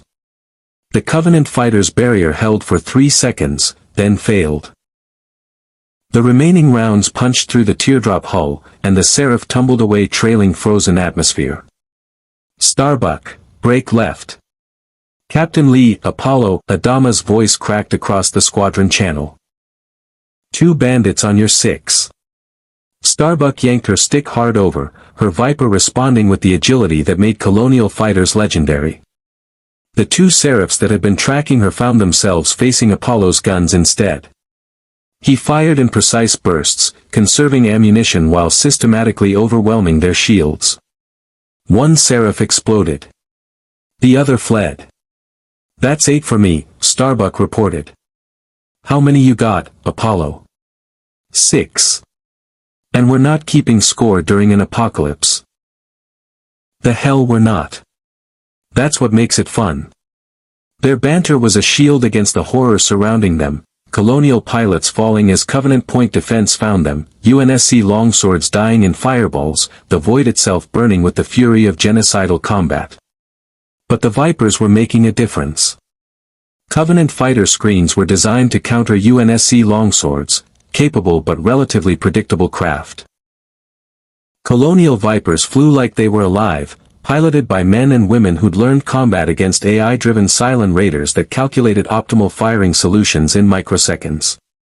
The Covenant had never faced pilots this aggressive, this skilled, this absolutely unwilling to die. The battle had become a three-dimensional storm of energy and metal, and at its heart, the Normandy slipped through gaps in the chaos like a surgical blade seeking a vital artery. Covenant detection sweeps increasing, EDI reported calmly. They are searching for us. Recommend extreme caution. Noted, Joker replied, his hands dancing across the helm controls with the precision of a concert pianist. Commander, we're approaching the Long Night of Solace from below its plane of engagement. If I can thread us through their fighter screen. A Seraph appeared directly in their path, its nose swiveling toward the Normandy's position with the unholy accuracy of sensors that had almost detected them. For one frozen instant, human and Covenant pilots stared at each other across the void. Then a Colonial Viper slammed into the Seraph from the side, both fighters disintegrating in a mutual kill that cleared the Normandy's path. Gods damn it, someone whispered on Galactica's tactical channel. Viper 9 is down, the air boss reported flatly. Pilot Kia. Joker's jaw clenched, but his hands never wavered. We're through. Approaching the supercarrier now. Gurus, I hope you're ready, because we get exactly one pass. In the main battery, Gurus Vicarian settled into the targeting interface with the calm of a man who'd made impossible shots his entire life. Through the Normandy's sensors, he could see the Long Night of Solace in terrible detail, a mountain of metal and religious conviction, bristling with weapons that could vaporize the Normandy in a heartbeat if they were detected. EDI highlighted the three communication nodes, each one buried in the supercarrier's hull but exposed enough for precision fire. Targets acquired, Gurus reported. The Nyx cannon charged. Just get me close enough, Joker. 2,000 kilometers and closing, the pilot responded. 1,500. 1,000. Gurus, you're up in 5, 4, 3, 2, 1. Fire. The Nyx cannon spoke 3 times in rapid succession, each shot a lance of mass-accelerated metal moving at a fraction of light speed. The first round struck the forward communication node, penetrating Covenant hull armor and detonating the quantum-entangled systems in a cascade of exotic particles. The second round hit amidships, destroying the central node. The third struck the Long Night of Solace's shields, which had just come online as the Covenant finally detected the Normandy's attack. The round deflected, carving a glowing furrow across the supercarrier's hull but missing the critical systems. 2 out of 3, Gurus reported. Not perfect, but it'll have to do. Joker, get us out of here. The Normandy's stealth systems, strained beyond their limits by the attack, finally failed completely as every sensor on the Long Night of Solace locked onto the small frigate that had just bloodied the Covenant flagship. All weapons, target that vessel. Thel Vadami roared from his command throne. I want it destroyed. Now. 53 energy projectors swiveled toward the Normandy with lethal precision. And Admiral Adama's voice cut across the UNSC tactical channel. Galactica actual to Normandy. We see you. All Vipers, emergency combat space patrol around the stealth frigate. Get between them and those energy projectors. 72 Vipers, now 63 after losses, swarmed toward the Normandy like a protective swarm, their tiny profiles interposing themselves between the frigate and the supercarrier's weapons. Energy projectors fired, and Vipers died, their pilots sacrificing themselves to buy the Normandy seconds to escape. But seconds were enough. Joker threw the Normandy into evasive maneuvers that violated 3 laws of physics and possibly one of common sense, the frigate dancing through the energy projector fire with desperate agility. Kinetic barriers flared as glancing hits found them, but held, and the ship dove back toward the main battle line where the Covenant couldn't risk firing without hitting their own vessels. "We're clear," Joker gasped, sweat pouring down his face. "Oh gods, we're clear." EDI, damage report. Kinetic barriers at 41%. Hull breach on Deck 3, sealed.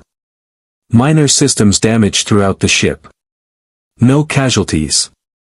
The AI paused. Shepard, Galactica lost 9 Vipers covering our escape. The CIC fell silent. 9 pilots. 9 lives traded for the Normandy's survival and the successful strike against the Covenant flagship. "Make it count," Shepard said quietly. EDI, what's the effect of destroying those communication nodes? Covenant fleet coordination is degrading. They are reverting to independent operation. Individual ships remain dangerous, but fleet-level tactics are compromised. The battle advantage shifts marginally in UNSC favor. Marginally. Against a fleet of 106 warships, marginally meant the difference between total annihilation and merely catastrophic losses. But in a war of extinction, margins were all humanity had. The battle raged on. The battle for reach had become a grinder, consuming ships and lives with the mechanical efficiency of industrial slaughter.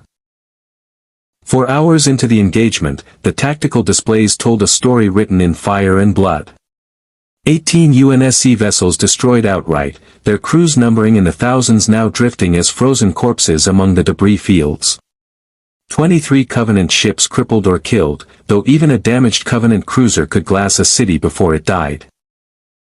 The orbital MAC platforms had been reduced from 300 to 147, each loss representing hundreds of personnel who'd stayed at their posts until plasma fire consumed them. And still, the Covenant came. On Reach's surface, in the buried command center that coordinated humanity's defense, Fleet Admiral Hood stood before holographic displays that painted the battle in merciless detail. His uniform was rumpled, his face carved with exhaustion, but his eyes remained sharp as he tracked every element of the engagement.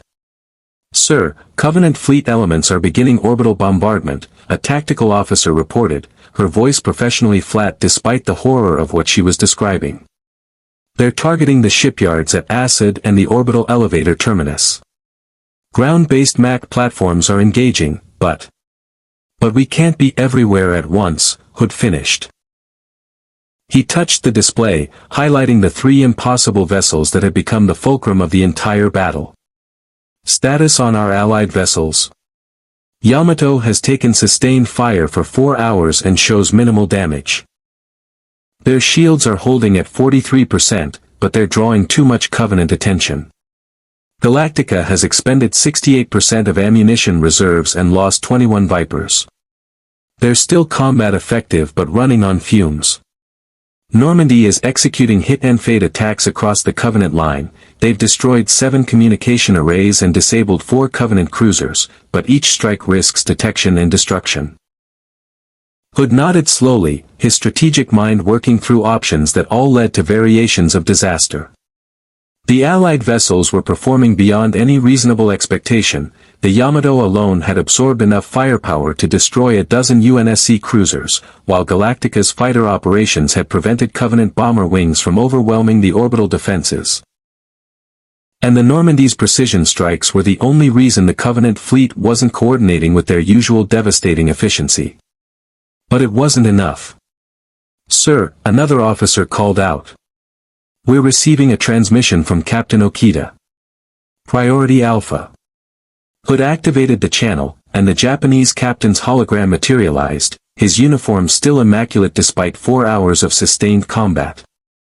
Behind him, the Yamato's bridge showed controlled chaos.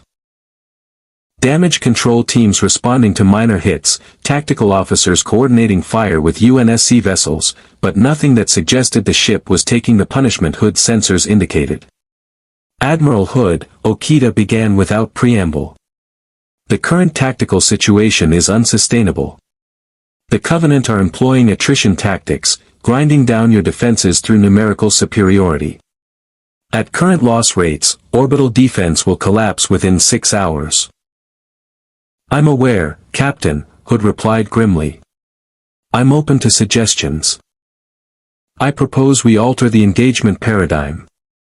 Okita gestured, and a tactical overlay appeared, highlighting the Covenant fleet's flagship.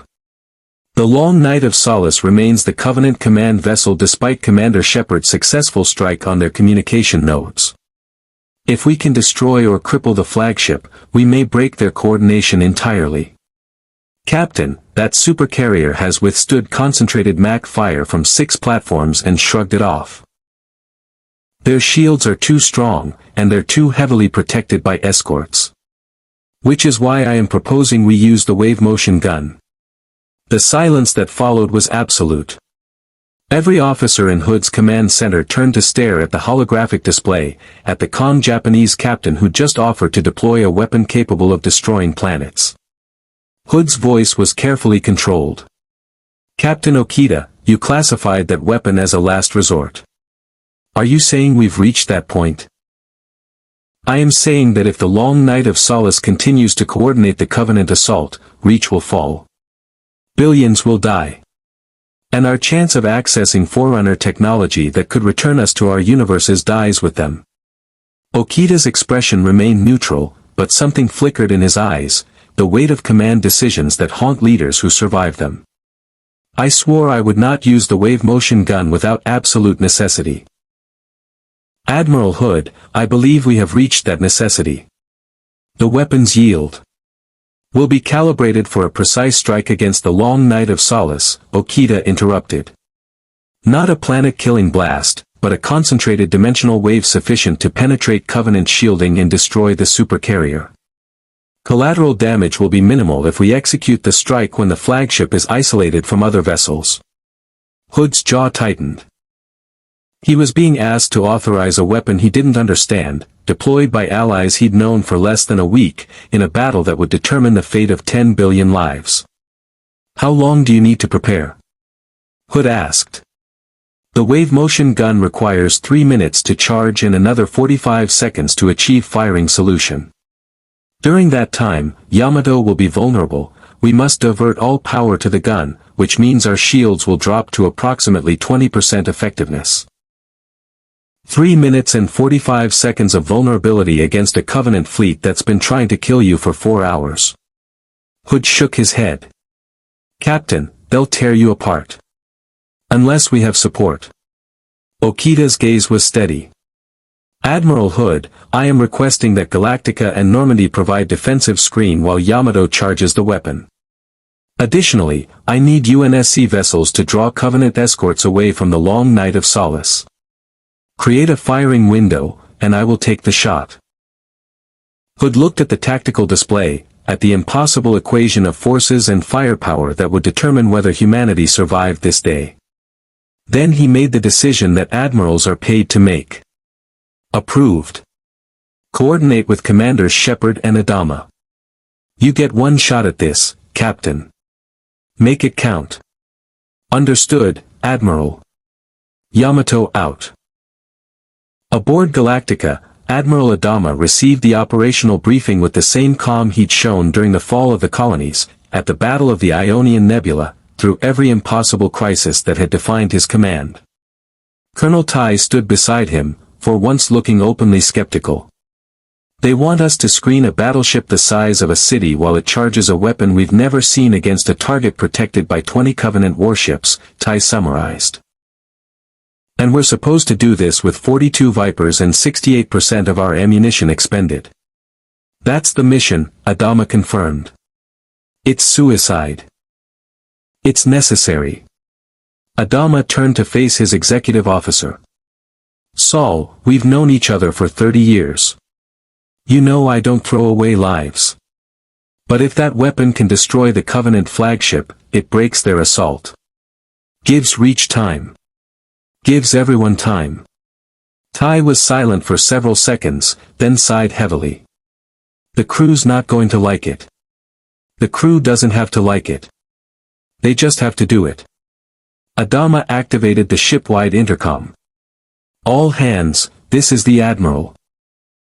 We've been given a mission, protect the Yamato while they deploy a weapon that could change this battle.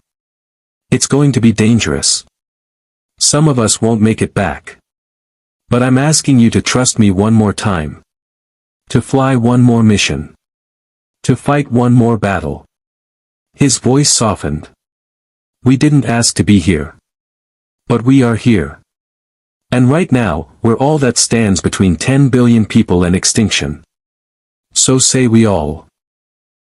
Throughout the Battlestar, from the flight deck to the engine room, from gun batteries to damage control stations, thousands of voices responded in unison. So say we all.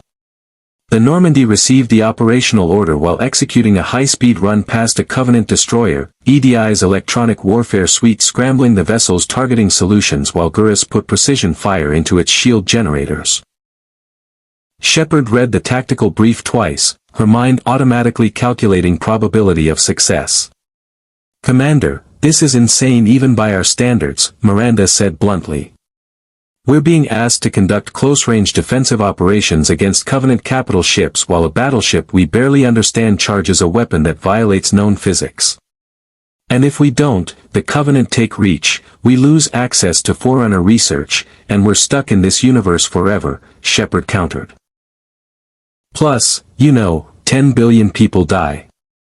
That seems like sufficient motivation." Gurus's mandibles twitched in dark humor. "When you put it that way, Commander, how could we possibly refuse?" "Joker," Shepard called toward the helm. "Can you keep us alive for 3 minutes and 45 seconds in close proximity to Covenant capital ships?" The pilot's response carried his trademark bravado masking genuine concern. "Commander, I can keep us alive for 4 minutes in close proximity to Covenant capital ships. The extra 15 seconds is just showing off." "Then show off. All hands, battle stations. We're about to do something monumentally stupid in the name of saving the universe." Again. The three vessels converged on a coordinate point carefully calculated to provide maximum firing angle on the Long Night of Solace while minimizing exposure to Covenant crossfire. Around them, UNSC vessels executed Hood's battle plan, a coordinated assault on Covenant escorts designed to draw them away from the flagship, creating a brief window of vulnerability. The UNSC frigate Forward Unto Dawn, commanded by Captain Jacob Keyes, led the assault with the desperate courage of officers who'd been fighting this war since before some of their crew were born. Archer missiles swarmed toward a CCS-class battlecruiser that was screening the supercarrier, overwhelming its point defense through sheer volume. MAC rounds followed, each 600-ton slug precisely targeted to exploit weaknesses in Covenant shield geometry. The battlecruiser's shields buckled. Failed. The MAC round punched through its hull like a spear through cloth, and the Covenant vessel tumbled away trailing atmosphere and fire. But there were always more. On the Yamato, Captain Okita stood at his command station as his bridge crew executed the most dangerous maneuver of their lives. "All batteries, cease fire. Divert all power to the wave motion gun. Engineering, status." Chief Engineer Tokugawa's voice carried over the intercom, tight with concentration. "Wave motion engine at full power. Dimensional compression chambers charging. Captain, once we begin the firing sequence, we're committed. If we abort, the energy discharge could destroy the ship." "Understood. Begin charging sequence." Deep in the Yamato's core, technology that had saved Earth from Gamala stirred to terrible life. The wave motion engine. A power source that tapped into dimensional boundaries themselves, began to draw energy from the quantum foam underlying reality. The wave motion gun, mounted in the battleship's bow, prepared to channel that energy into a weapon that could tear holes in spacetime. Outside, the Yamato's wave motion shields flickered as power was diverted from defense to offense. Covenant sensors detected the change immediately. "All ships, target the white vessel." Supreme Commander Thel Vadami ordered from the bridge of the Long Night of Solace. "It is preparing some weapon. Concentrate fire." Destroy it before it can deploy. 8 Covenant cruisers turned their fury toward the Yamato, energy projectors charging, plasma torpedoes arming. The barrage that lanced across the void was sufficient to vaporize a UNSC battle group. And Galactica interposed itself directly in the path. Admiral Adama's voice cut across his bridge like a knife. All forward batteries, continuous fire. Flak field maximum density. Launch all remaining Vipers.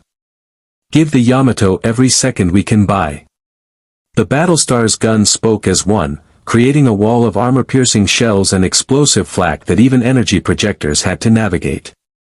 Plasma torpedoes detonated prematurely as they struck the defensive fire, their 3,000-degree fury dissipating harmlessly in the void.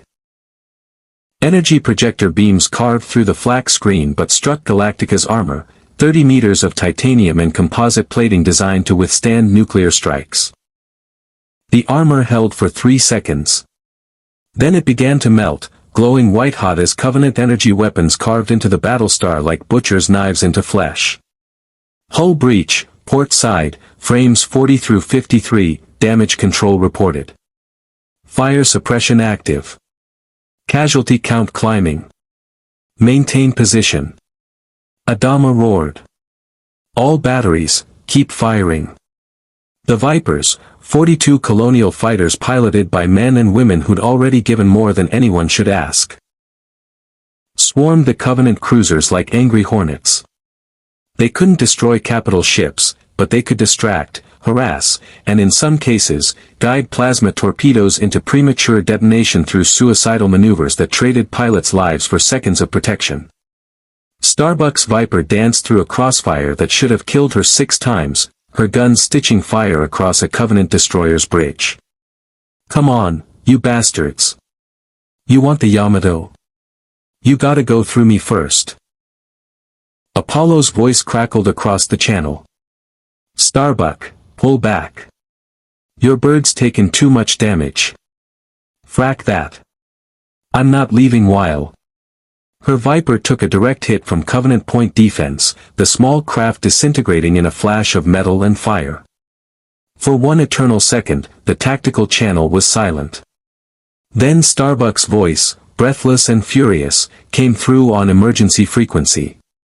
Eject successful. I'm floating. Someone want to pick me up before I freeze. Colonial SR-2 has her, Galactica's air boss reported. All other Vipers, maintain defensive pattern. The Normandy executed a different kind of protection, electronic warfare and precision strikes against Covenant targeting solutions. EDI's processes ran at 200% capacity as she infiltrated, disrupted, and sabotaged every Covenant fire control system she could reach. Plasma torpedoes veered off course as their guidance systems received corrupted data. Energy projectors fired at coordinates offset by microseconds, their beams missing the Yamato by critical meters. And Vakarian, in the Normandy's main battery, became death itself. The Turian sniper had made impossible shots across 3 star systems, from Omega to Tuchanka to the collector base. Now he applied that skill to ship-to-ship combat with surgical precision. The Nix cannon spoke again and again, each shot perfectly placed.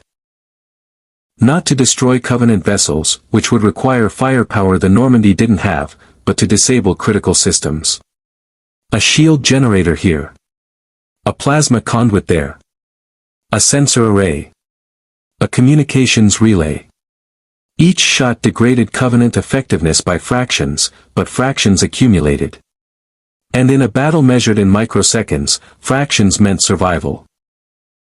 90 seconds to firing solution, tactical reported aboard the Yamato, professional comm masking the tension coiling through every crew member.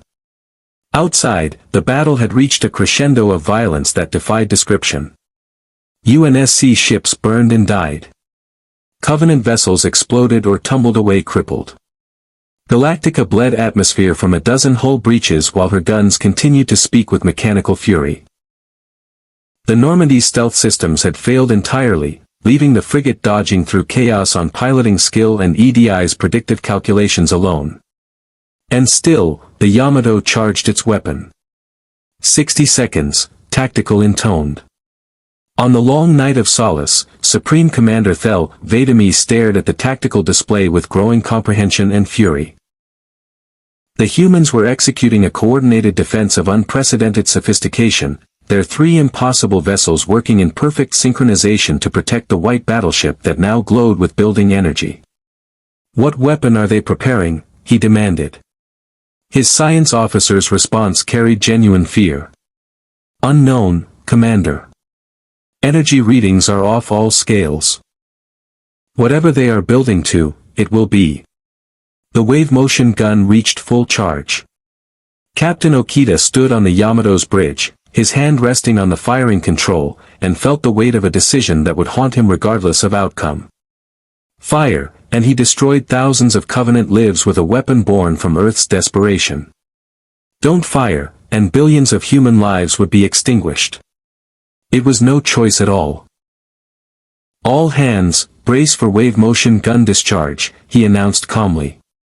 "Tactical, confirm firing solution on the Long Night of Solace." "Firing solution confirmed, Captain." "Target locked." Okita's hand moved to the control. "For Earth. For reach. For everyone fighting to survive." He pressed the firing stud. Wave motion gun, fire. The Yamato's bow erupted with light that shouldn't exist in normal space, a dimensional wave that tore at the fabric of reality itself. The beam, blue-white and terrible, crossed the distance between the battleship and the Covenant supercarrier in less than a second. The Long Night of Solace's shields, designed to withstand plasma and kinetic weapons, encountered an attack that existed partially outside conventional spacetime. The barriers held for 1 microsecond. 2. 3. Then they shattered like glass before a hammer. The wave motion gun's dimensional fury struck the supercarrier amidships, and for a frozen moment, the massive vessel seemed to pause, as if reality itself was uncertain what should happen next. Then the Long Night of Solace broke. Not slowly. Not gracefully. The 28-kilometer supercarrier simply tore apart, its structural integrity unable to survive having a hole carved through it that existed in 4 dimensions simultaneously.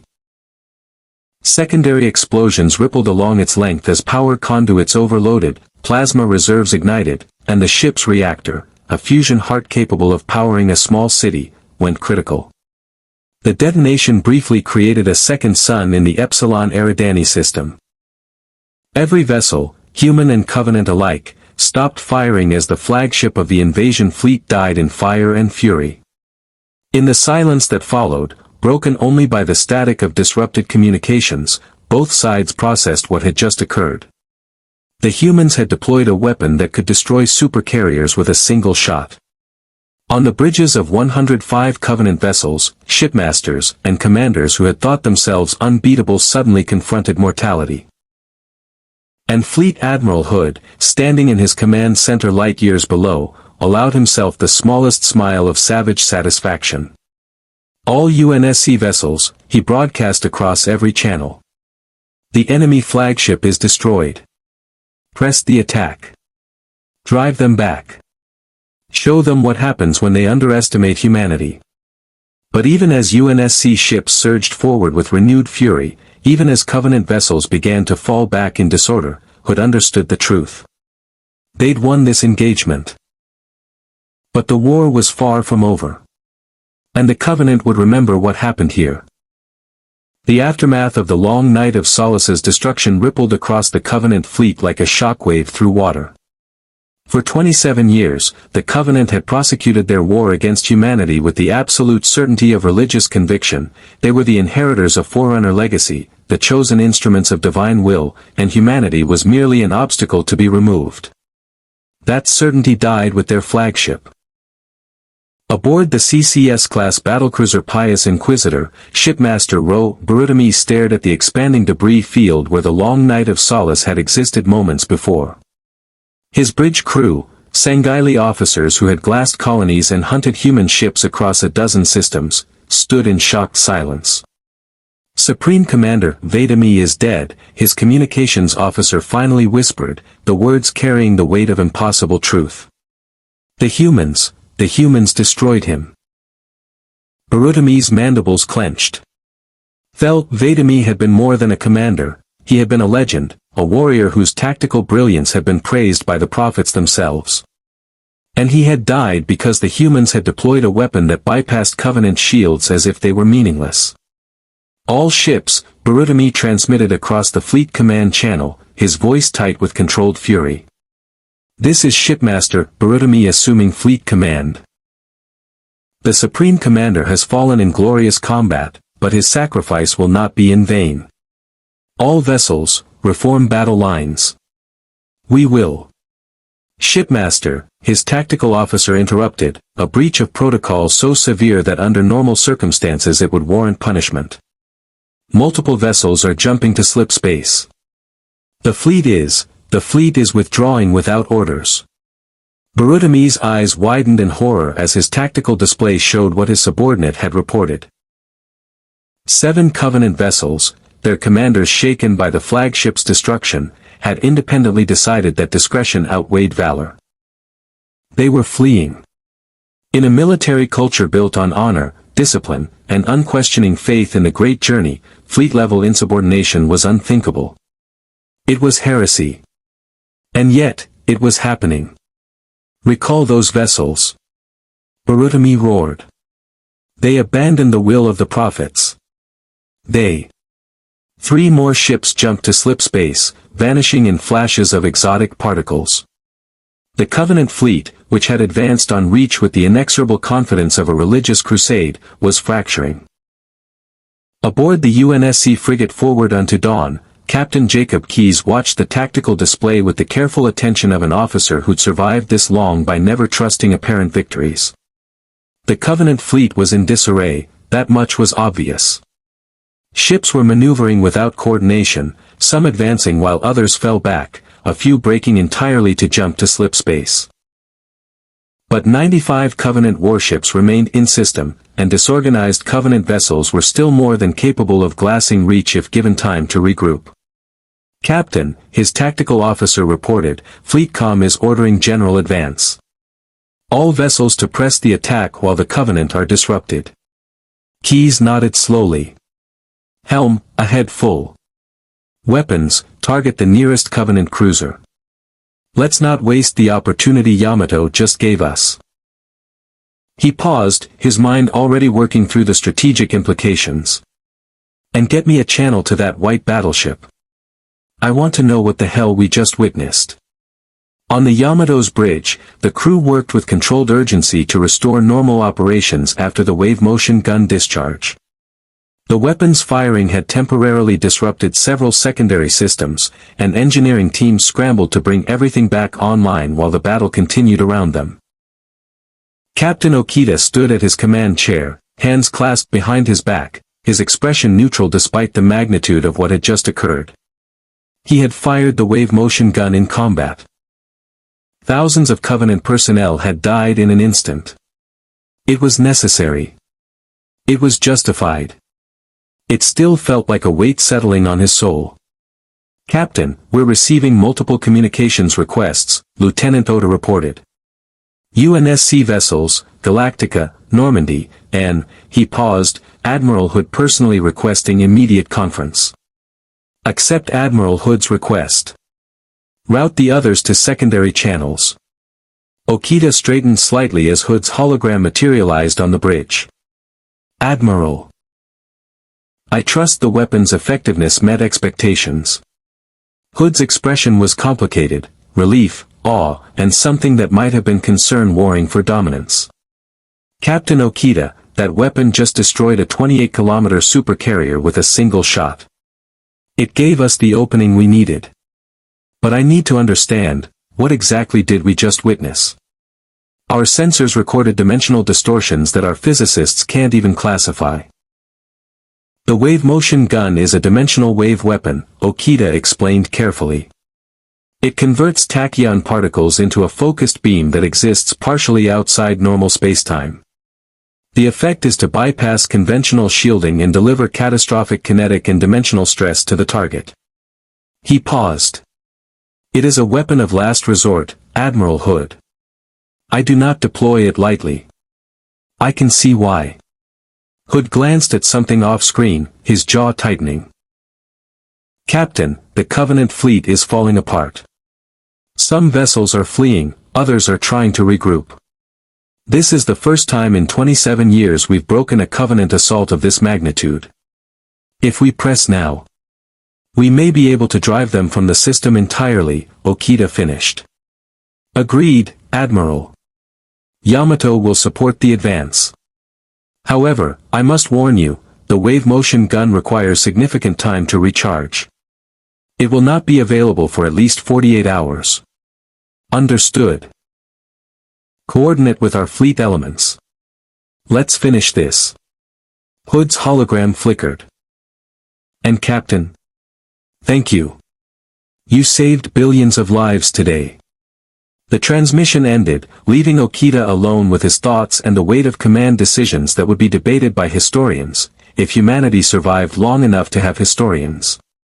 Captain? Lieutenant Shima asked quietly from the helm. Are you all right? I am functional, Lieutenant. Okita's response was automatic, professional. Then, more quietly, but I will carry this day with me for the rest of my life. Resume course. We have work to finish. Galactica limped through the battlefield trailing atmosphere from 7 major hull breaches, her armor scarred and melted in places where Covenant energy weapons had found their mark. In the CIC, damage control teams reported casualties that made Admiral Adama's chest tighten, 37 crew dead, 63 wounded, 2 entire compartments open to vacuum when plasma fire had carved through the port side. But Galactica was still flying. Still fighting. Still protecting the civilians who'd survived the fall of the colonies. Damage assessment, Adama ordered, his voice carrying the weariness of command that never showed on his face. Colonel Tai consulted multiple readouts, his expression grim. Hull breaches sealed on all major sections. Primary batteries down to 42% ammunition. Port flight pod took structural damage, we can still launch Vipers, but recovery operations are compromised. And Admiral, he paused. We lost 28 birds. 21 pilots confirmed Kia, 7 missing presumed dead. 28 Vipers. 28 pilots who'd followed his orders into a battle that wasn't theirs, in a universe they'd never asked to enter. Adama felt each loss like a knife between his ribs, but his expression remained neutral. Pilots gave their lives to protect Yamato during the weapon discharge, Tai continued quietly. Without them, the Covenant would have destroyed that battleship before it could fire. Sir, those pilots saved this engagement. I know. Adama's voice was soft.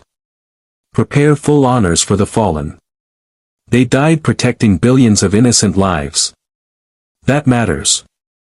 He straightened, pushing personal grief aside to focus on tactical necessity. What's our combat readiness? We can fight. But if this goes much longer, we'll be down to harsh language and thrown rocks. Then we'd better make sure it doesn't go much longer. Adama touched the communications console. Galactica to Fleetcom. We're still combat effective. Give us targets. The Normandy emerged from its latest hit and fade strike with all hands intact but nerve stretched to breaking point. 4 hours of continuous combat operations, dodging Covenant fire while conducting electronic warfare and precision strikes, had pushed Joker's piloting skills and EDI's processing capacity to their absolute limits. In the CIC, Commander Shepard reviewed casualty reports from across the Allied fleet with grim focus. The UNSC had lost 26 vessels. Galactica had suffered significant damage and pilot losses. Even the Yamato, seemingly invincible behind its wave motion shields, had crew injuries from secondary systems overloads during the weapon discharge.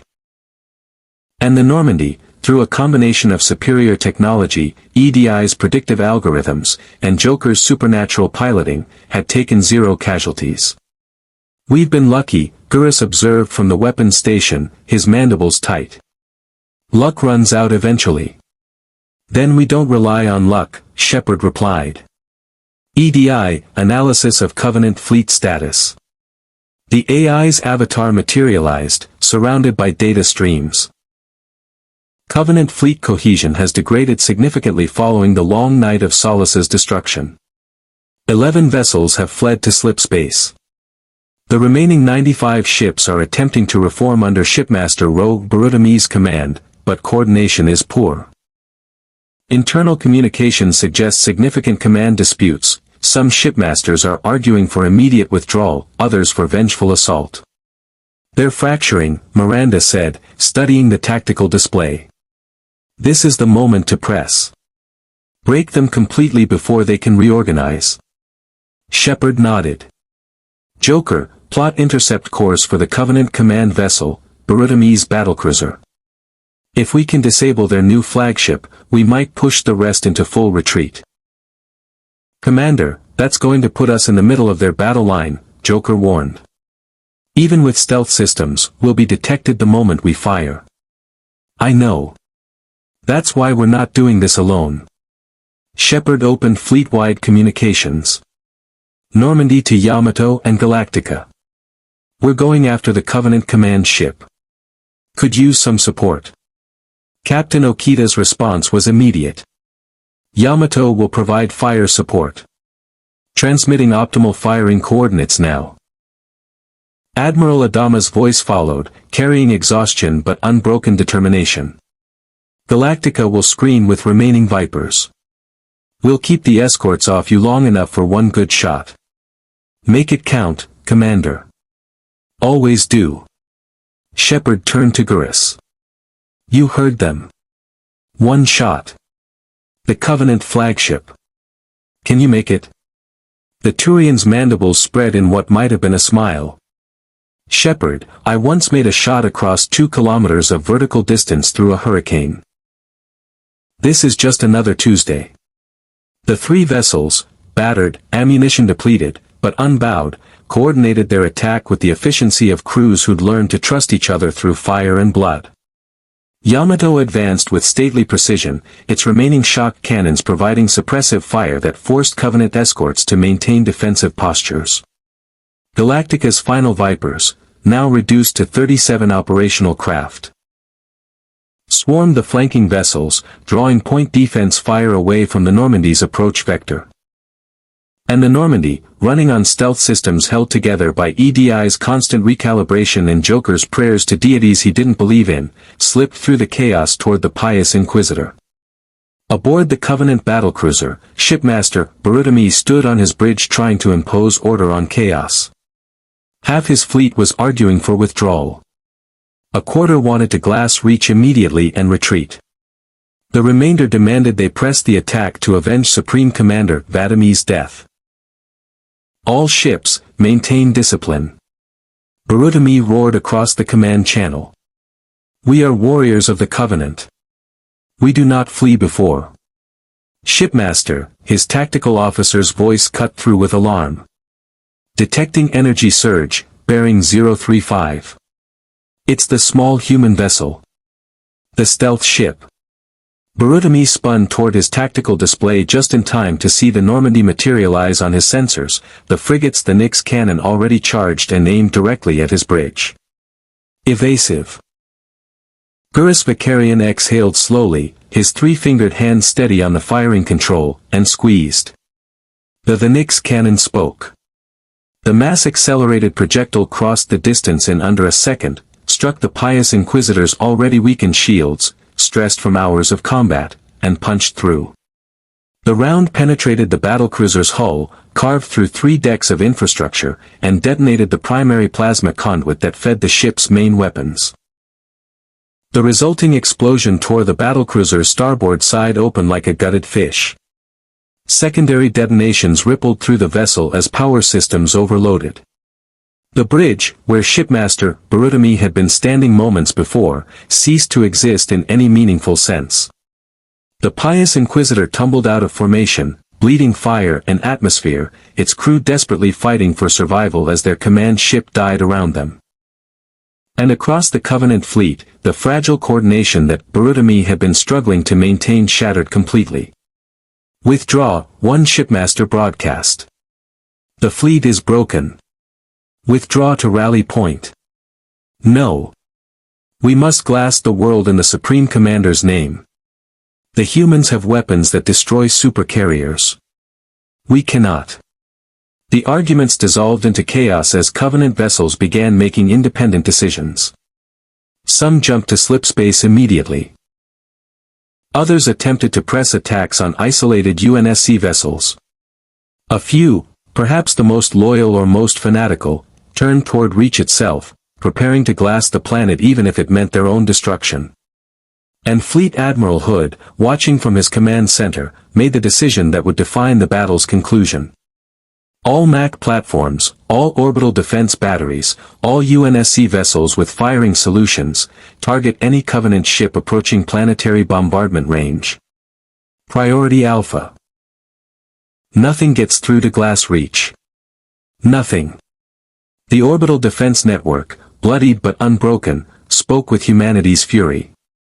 Magnetic accelerator cannons hurled their 600-ton projectiles with mechanical precision. Archer missiles swarmed toward any Covenant vessel that approached the planet. And the Yamato, Galactica, and Normandy, three impossible vessels from three different realities, added their fire to humanity's desperate defense. A Covenant cruiser that had turned toward Reach, its plasma weapons charging for orbital bombardment, took 4 MAC rounds in rapid succession. Its shields failed. Its hull shattered. It died before it could fire a single shot at the planet below.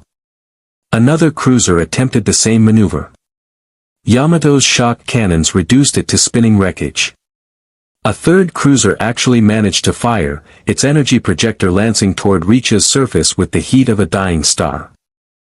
The beam struck an orbital defense platform that interposed itself in the path, and both the platform and its crew of 300 personnel died to save the city below. But Reach survived. And the Covenant fleet, leaderless, bloodied, and facing coordinated resistance that had destroyed their flagship and command structure, made the collective decision that no Covenant fleet in 27 years of war had made. They retreated. Not in good order. Not with dignity. They fled. Slipspace ruptures bloomed across the Epsilon Eridani system as Covenant vessels jumped to emergency coordinates, abandoning the field, leaving their dead and damaged behind. Within 15 minutes of the pious Inquisitor's crippling, the invasion fleet that had numbered 106 warships had been reduced to 37 vessels still engaging, and those were fighting retreat actions, trying to cover their withdrawal rather than prosecute the assault. Hood watched the tactical display update in real time, showing Covenant vessels disappearing one by one, and felt something he hadn't experienced in 3 decades of war. Victory. Not a Pyrrhic holding action. Not a costly delay. Actual, undeniable strategic victory. The Covenant had been broken and driven from the field. All UNSC vessels, cease offensive operations, Hood ordered, his voice carrying across every channel. Let them run. Focus on search and rescue, damage control, and securing survivors. He paused, his throat tight with emotion he couldn't quite control. Ladies and gentlemen, we just won the Battle of Reach. The command center erupted in cheers, subdued at first, then building to a roar as the reality sank in. Officers who'd been fighting for hours, coordinating desperate defenses, watching friends die, suddenly allowed themselves to feel hope. But Hood knew the truth. They'd won this battle. The war was far from over. And the Covenant would remember what happened here, would remember the 3 impossible vessels that had turned the tide, and the weapon that had destroyed their flagship. They would return. With more ships. Better tactics. An overwhelming force. But that was tomorrow's problem. Today, Reach still stood. 10 billion people still lived. And humanity had proven that even against extinction, even against impossible odds, they could fight and win. In the void above Reach, 3 battered vessels. Yamato, Galactica, and Normandy held formation with the UNSC fleet, their crews exhausted but alive, having changed the course of a war in a universe not their own. The victory celebration was brief, professional, and tempered by the grim arithmetic of survival. Reach Station Gamma's main hangar bay had been converted into a makeshift ceremony space, large enough to accommodate representatives from the UNSC fleet and the 3 Allied vessels. The compartment still bore scars from the battle. Patch-welded hull plates, exposed conduits hastily repaired, the acrid smell of electrical fires that had been extinguished hours before. But someone had found flags, the UNSC banner, and improvised standards representing Yamato's Earth Defense Force, Galactica's Colonial Fleet, and the Systems Alliance. Fleet Admiral Hood stood on a raised platform, his dress uniform immaculate despite the exhaustion carved into his face. Around him stood the senior officers who'd coordinated the defense. Captain Keyes of the Forward Unto Dawn, Commander Kerr from ONI, and a dozen other officers whose vessels had held the line. And before them stood Captain Okita, Admiral Adama, and Commander Shepard, each representing crews that had fought beyond any reasonable expectation. In 27 years of war, Hood began, his voice carrying across the assembled personnel, the UNSC has never achieved a strategic victory of this magnitude. We've won tactical engagements. We've delayed Covenant advances. We've evacuated civilians under fire and counted it success when anyone survived. He paused, his gaze moving across the 3 commanders. Yesterday, we did more than survive. We won. We broke a Covenant invasion fleet and sent them running. And we did it because 3 vessels from 3 different realities chose to stand with us when they had no obligation to do so. The assembled personnel, a mixture of UNSC Navy, Marines, and the Allied crews who'd been invited to attend, remained at attention, but Shepard could sense the weight of the moment. These were people who'd been fighting a losing war since before some of them were born. Victory wasn't something they knew how to process. Captain Jayuzo Okita, Hood continued, turning to the Earth Defense Force officer. Your vessel absorbed firepower that would have destroyed a dozen UNSC cruisers. You deployed a weapon that changed the course of the battle and saved billions of lives. On behalf of the United Earth Government and the UNSC, I hereby award you and the crew of the Yamato the UNSC Navy Cross for extraordinary heroism in combat operations. An aide stepped forward carrying a case containing the medal, humanity's second highest military decoration, silver and solemn.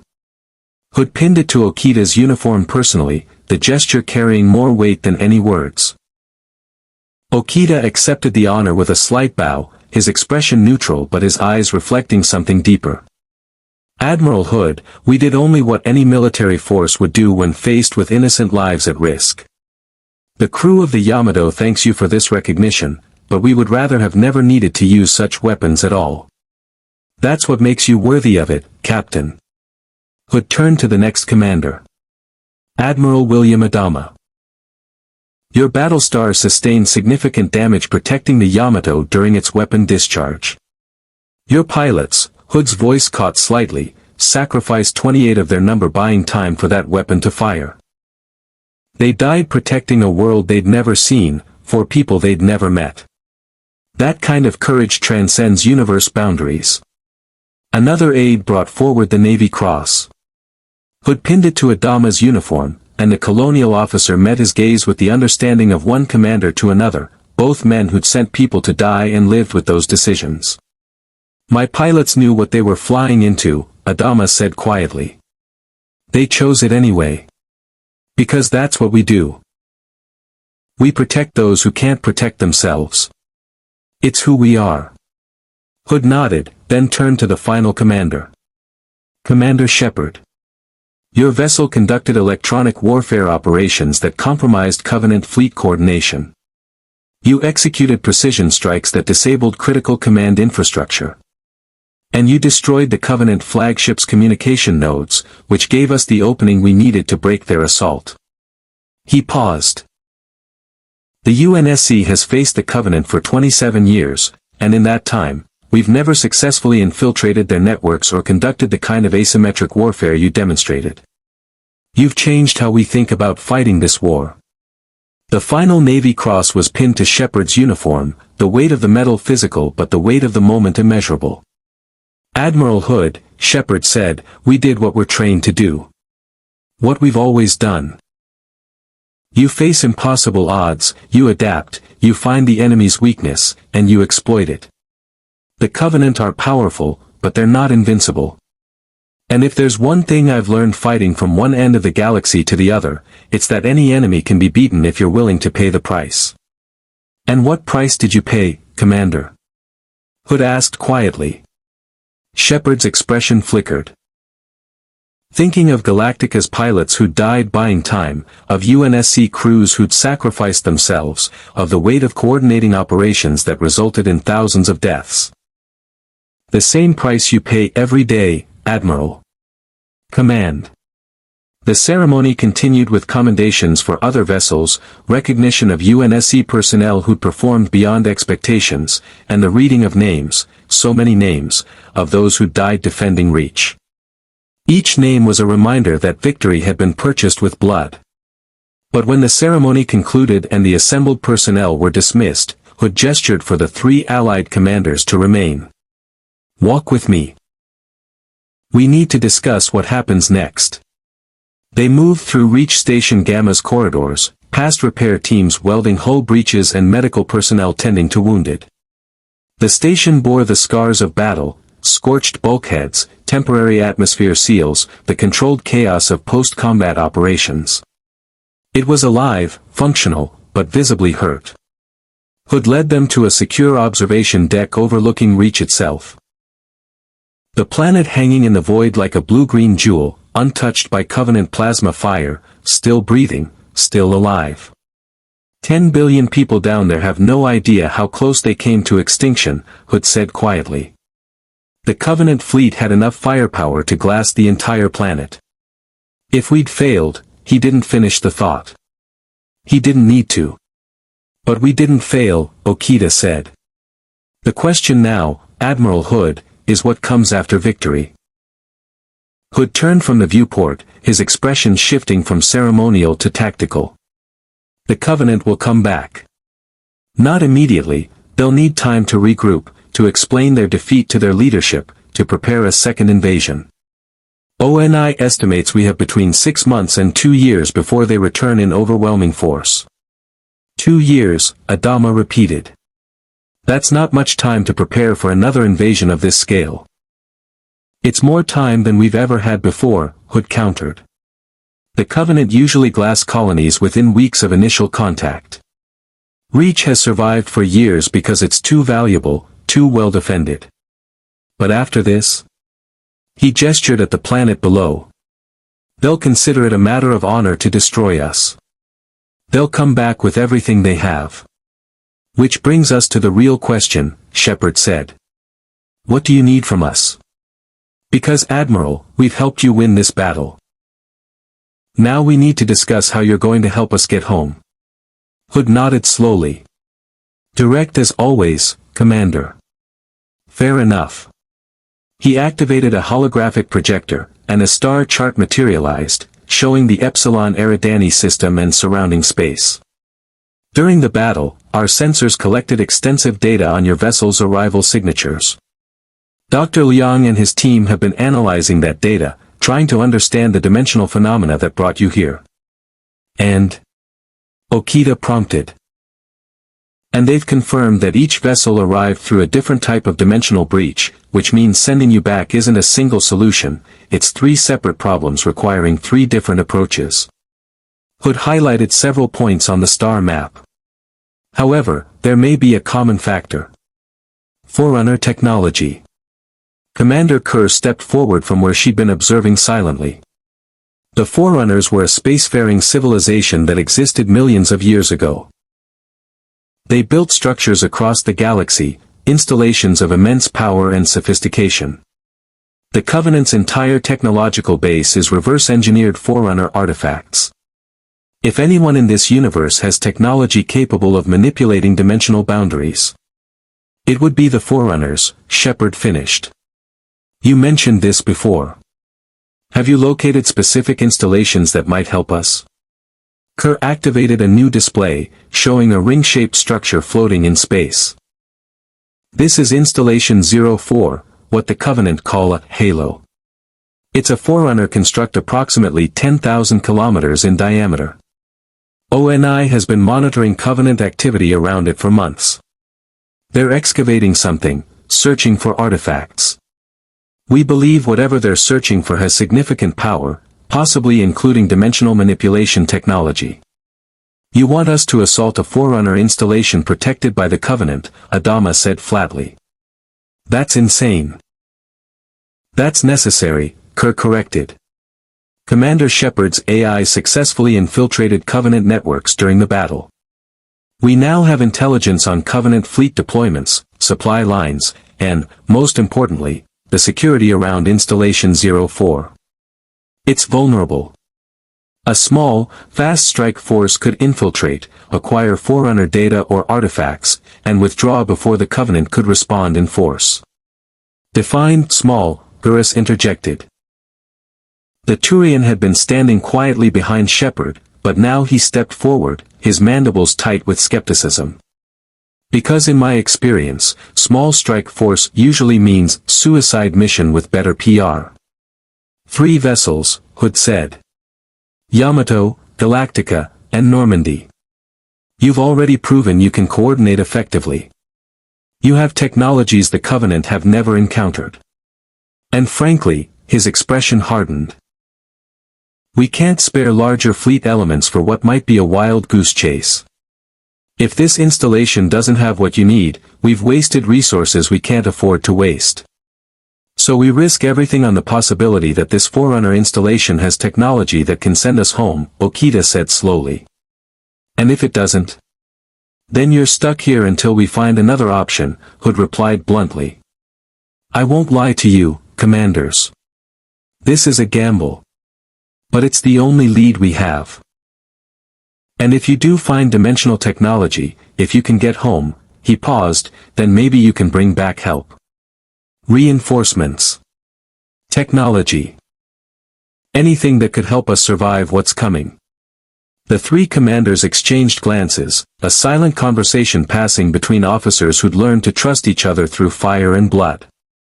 We need to consult with our crews, Adama said finally. This isn't a decision I can make unilaterally.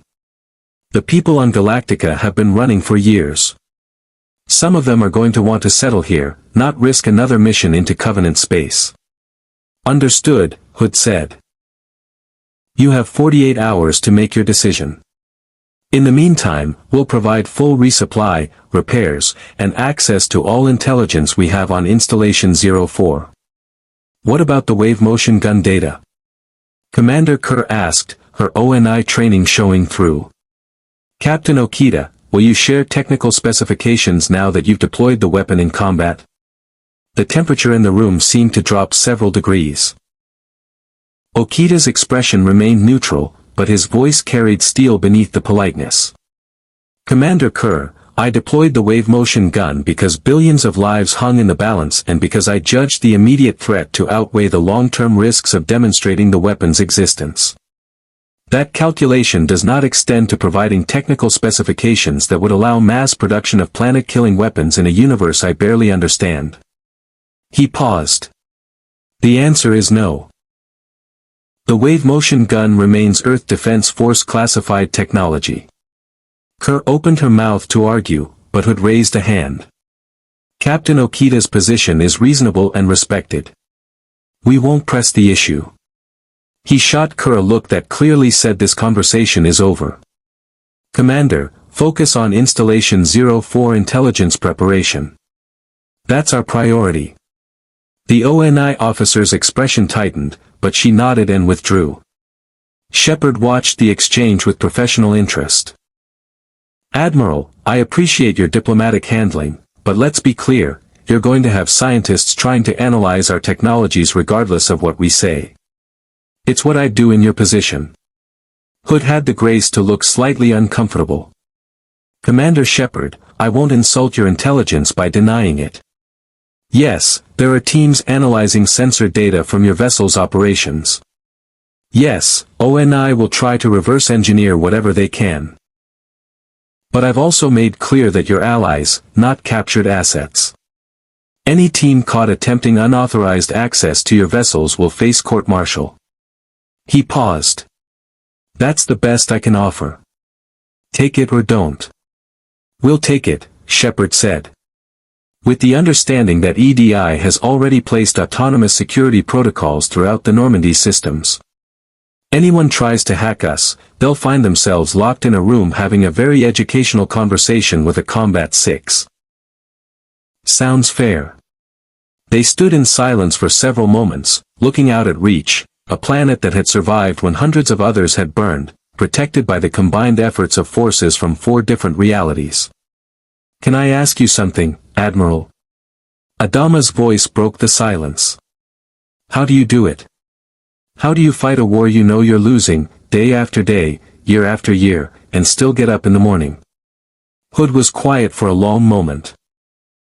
When he spoke, his voice carried the weight of 3 decades bearing impossible burdens. Because the alternative is giving up. And the moment we give up, the moment we decide that humanity isn't worth fighting for, we've already lost everything that makes us human. He turned from the viewport to meet Adama's eyes. You asked me how I do it. I do it the same way you did when the Cylons destroyed the colonies. The same way Captain Okita did when Gamlas bombed Earth. The same way Commander Shepard does facing the Collectors. We do it because we must. Because our people need us. The commanders stood in silence, 3 officers from 3 different realities, united by the understanding that came from leading desperate struggles against extinction. Finally, Adama spoke. We'll consult with our crews. But Admiral, speaking personally, if this Forerunner installation offers any chance of getting home, of helping our own people, then we have to take it. Even if it's dangerous. Agreed, Okita said. The crew of Yamato did not travel across the galaxy to stop at the first obstacle. Shepard nodded. And the Normandy crew has gotten used to impossible missions. What's one more? She paused. But Hood, understand this, if we're risking our ships and crews on this operation, we expect full intelligence support, tactical coordination, and whatever resources you can spare. No half measures. We go in prepared, or we don't go at all. You'll have everything we can give you, Hood promised. Full sensor data on Installation 04, intelligence on Covenant security protocols, and diversionary operations to draw their attention away from your approach vector. He extended his hand. Partners. The 3 commanders shook hands with Hood in turn, the gesture sealing an alliance forged in battle and tempered by mutual respect. Partners, Shepard confirmed. Now let's go rob a Forerunner installation and find a way home. As the meeting dissolved and the commanders departed to consult with their crews, Hood remained at the viewport, watching Reach rotate slowly below. Somewhere down there, 10 billion people were going about their lives, unaware of how close they'd come to extinction, unaware of the 3 impossible vessels that had saved them. And unaware that those same vessels would soon depart on a mission that could change everything, or cost humanity its most powerful allies. Sir. Commander Kerr approached, her ONI instincts apparently unable to let the wave motion gun issue rest. About Captain Okita's weapon technology. Is not yours to exploit, Hood interrupted flatly. Commander, that man and his crew saved Reach. They've earned our respect and our trust. I won't repay that by stealing their technology. Clear. Clear, sir. Kerr's expression suggested the issue wasn't as clear as Hood wanted, but she knew when to retreat. What about the mission to Installation 04? Prepare everything they'll need. Full intelligence packages, tactical scenarios, contingency plans. Hood turned from the viewport. And pray to whatever God is listening that they find what they're looking for. Because if they don't, we're on our own. We've always been on our own, Commander. But for a brief moment, we weren't. And that made all the difference. Hood walked away, leaving Kerr alone at the viewport, watching the planet below and wondering what the future held for a humanity that had just learned it could win. If only it could figure out how to win twice. Installation 04 hung in the void like a ring of emerald and silver, a monument to a civilization that had mastered the galaxy when humanity's ancestors were still learning to use tools. The Halo, as the Covenant called it, measured 10,000 kilometers in diameter, its interior surface a carefully engineered ecosystem complete with atmosphere, water, forests, and mountains. From a distance, it looked like paradise. Up close, it was a weapon. The Normandy drifted in the shadow of a moon orbiting the gas giant threshold, its stealth systems pushed to maximum as EDI monitored Covenant patrol patterns with the patience of a machine that never slept. Beside it, running with minimal emissions, Galactica maintained position like a predator waiting to strike. And further out, using a small asteroid field for cover, the Yamato's sensors painted the tactical picture for all three vessels. Covenant presence is lighter than expected, EDI reported, her avatar materializing in the Normandy's CIC. Current count, 6 CCS-class battlecruisers, 3 CPV-class destroyers, multiple support craft. 15,000 troops.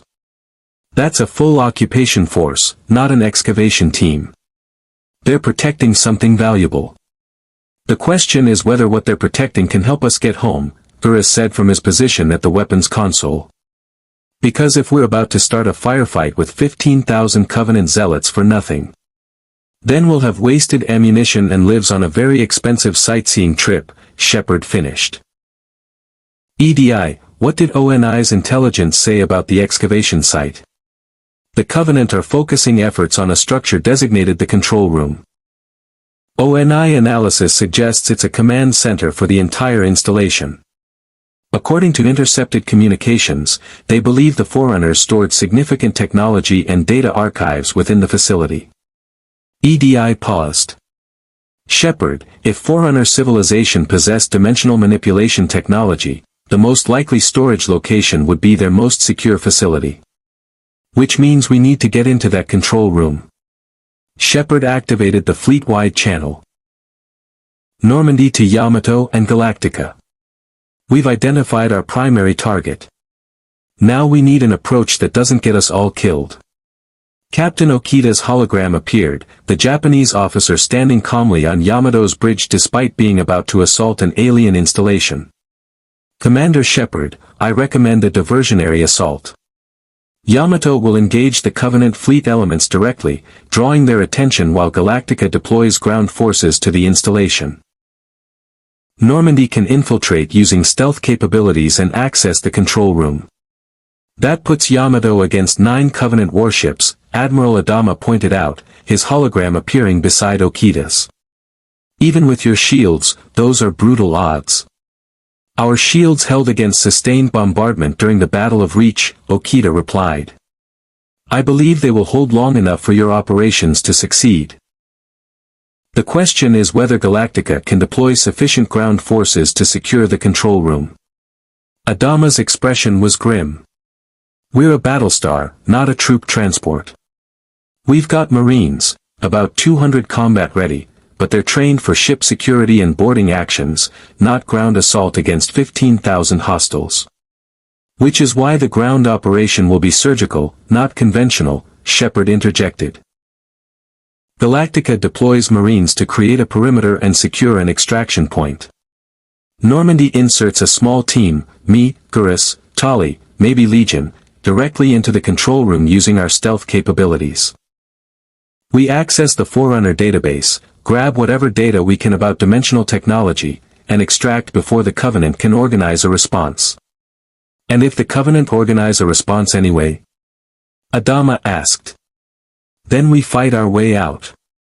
Shepard's tone suggested this was a normal Tuesday. Joker, can you insert us directly into the control room complex? The pilot's voice crackled over the intercom. Commander, I can put us down anywhere on that ring you want. Getting back out is the hard part. Once we drop stealth to deploy your team, every Covenant on that installation is going to know we're there. Then we make it fast. In and out before they can bring overwhelming force to bear. Shepard looked at the two allied commanders. Captain Okita, how long can you hold the Covenant fleet?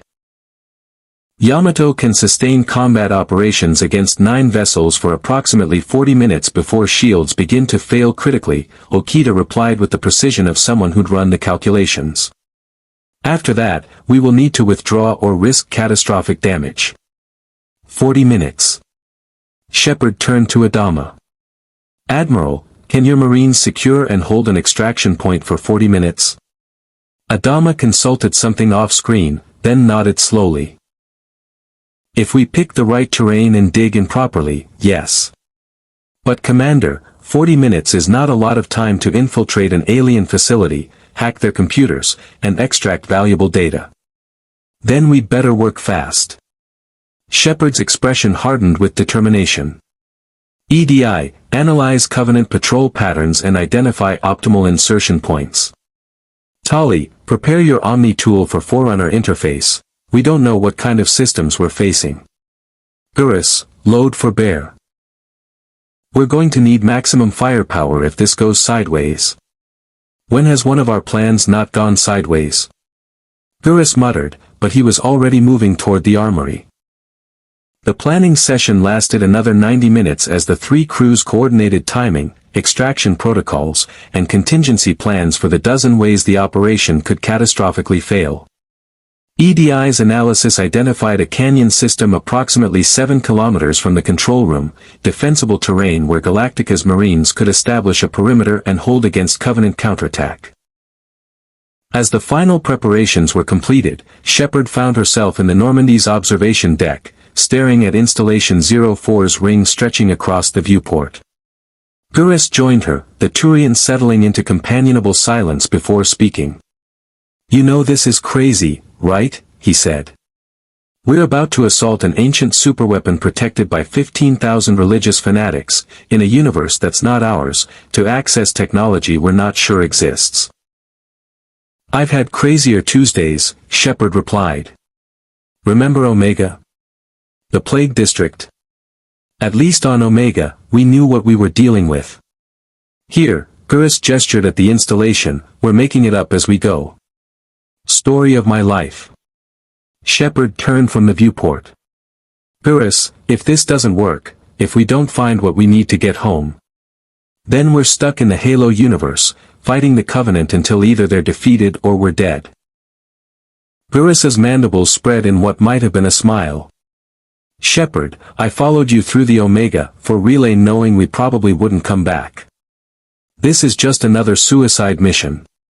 At least this time, we have a Battlestar and a Japanese space battleship backing us up. There is that.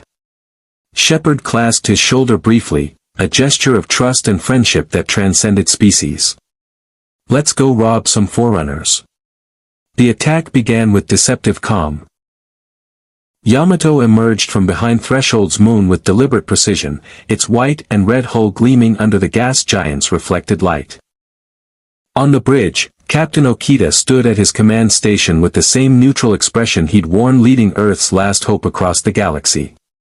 Covenant fleet detected, Lieutenant Oda reported.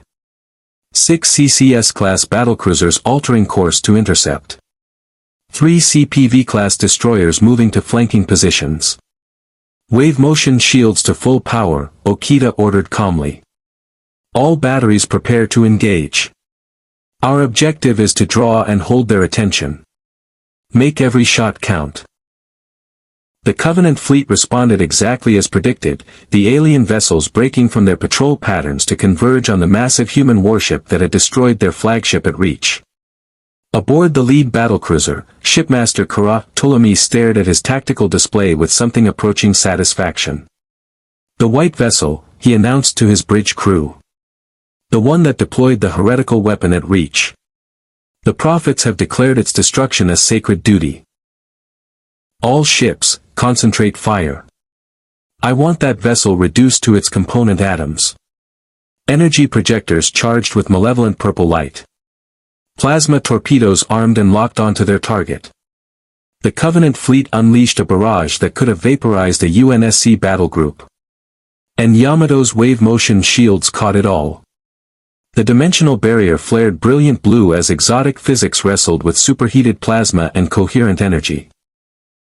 The shields held, scattering the attack across their surface like water breaking against a cliff. Not a single shot touched Yamato's hull. "Return fire," Okita commanded. "Tactical, target the lead battlecruiser. Disable engines and weapons, don't destroy." The shock cannon spoke, and the Covenant vessel staggered under impacts that punched through its shields like they were paper. The battlecruiser tumbled out of formation, bleeding atmosphere and fire, its weapons offline. 8 Covenant vessels remained, and they were learning. They began coordinating fire, alternating volleys to maintain constant pressure on Yamato's shields, probing for weaknesses in the dimensional barrier that shouldn't exist. While the void above Installation 04 burned with the fury of ship-to-ship combat, Galactica dropped from high orbit like a hammer. The Battlestar's descent was controlled violence. Maneuvering thrusters firing continuously to adjust trajectory, the massive vessels bulk screaming through the installation's carefully engineered atmosphere. Colonial engineering had built Galactica to survive atmospheric operations if necessary, and Admiral Adama was putting that capability to the test. Altitude 75,000 and falling, the helm reported. Target landing zone in sight. All Vipers, combat space patrol, Adama ordered. I want every approach vector covered. Any Covenant aircraft try to intercept our descent, splash them. 37 Vipers, all that remained from the Battle of Reach, swarmed around Galactica like protective insects, their pilots scanning for threats with the hypervigilance of veterans who'd lost too many wingmates. And on the installation's surface, Covenant forces scrambled to respond to the impossible sight of a colonial battlestar descending toward the canyon system like an angry god. "Major, your Marines ready?"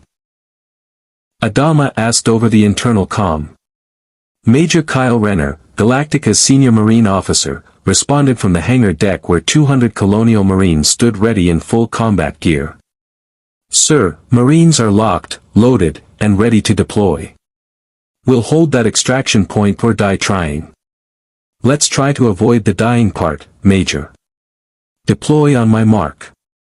Galactica's landing was less a landing and more a controlled crash. The Battlestar settling into the canyon with enough force to shake the Forerunner construct. Within seconds, loading ramps dropped and Colonial Marines poured out in disciplined waves, establishing a defensive perimeter with the efficiency of troops who'd done this 100 times. "Perimeter established," Major Renner reported. "Colonel, we've got movement on all approach vectors. Covenant forces mobilizing. Looks like, Jesus, there's a lot of them." Through his binoculars, Renner could see Covenant troops advancing in the distance. Not the disorganized mob of primitives but the coordinated assault of professional warriors. Sangaili in gleaming armor led formations of Ungoy and Kigyar, their movements suggesting tactical discipline and religious fury. "Dig in and hold," Adama ordered from Galactica's CIC, watching tactical displays that painted an increasingly grim picture. "All batteries, provide fire support. Show them what Colonial Marines can do." And 7 kilometers away, the Normandy descended toward the control room in perfect silence. Joker threaded the stealth frigate through Covenant air patrols with the supernatural precision that made him the Alliance's finest pilot, each adjustment calculated to avoid sensor sweeps while maintaining optimal approach angle. EDI monitored every Covenant communication frequency, her electronic warfare suite ready to jam or spoof any detection. "Approaching insertion point," Joker reported. "Commander, you've got about 30 seconds before we need to drop stealth and deploy you. After that, all bets are off." In the Normandy's hangar bay, Shepard stood with her team, Gurus checking his sniper rifle, Tali calibrating her Omni tool, Legion running diagnostic cycles, and Miranda reviewing tactical maps. They wore full combat gear, armed for a firefight against opponents they'd never faced. "Remember, we're not here to fight the entire Covenant garrison," Shepard said. "We get into the control room, access the Forerunner database, grab everything related to dimensional travel, and extract. Fast and surgical. And if the Covenant have other ideas? Miranda asked. Then we adapt. Shepard activated her calm, Joker, put us down. The Normandy's rear hatch opened, and Shepard's team dropped 6 meters onto Installation 04's surface, onto grass and soil engineered by Forerunners millions of years ago, beneath a sky that curved up instead of away. The control room structure rose before them, a pyramid of metal and impossible geometry that hurt to look at directly. "Tali, you're up," Shepard ordered. The Quarian engineer approached the entrance, her Omni tool projecting scanning beams across the Forerunner door. Interesting, the locking mechanism uses principles similar to mass effect fields but configured differently. "Give me 60 seconds. They didn't have 60 seconds. "Contact!" Gurus shouted, his rifle already tracking movement.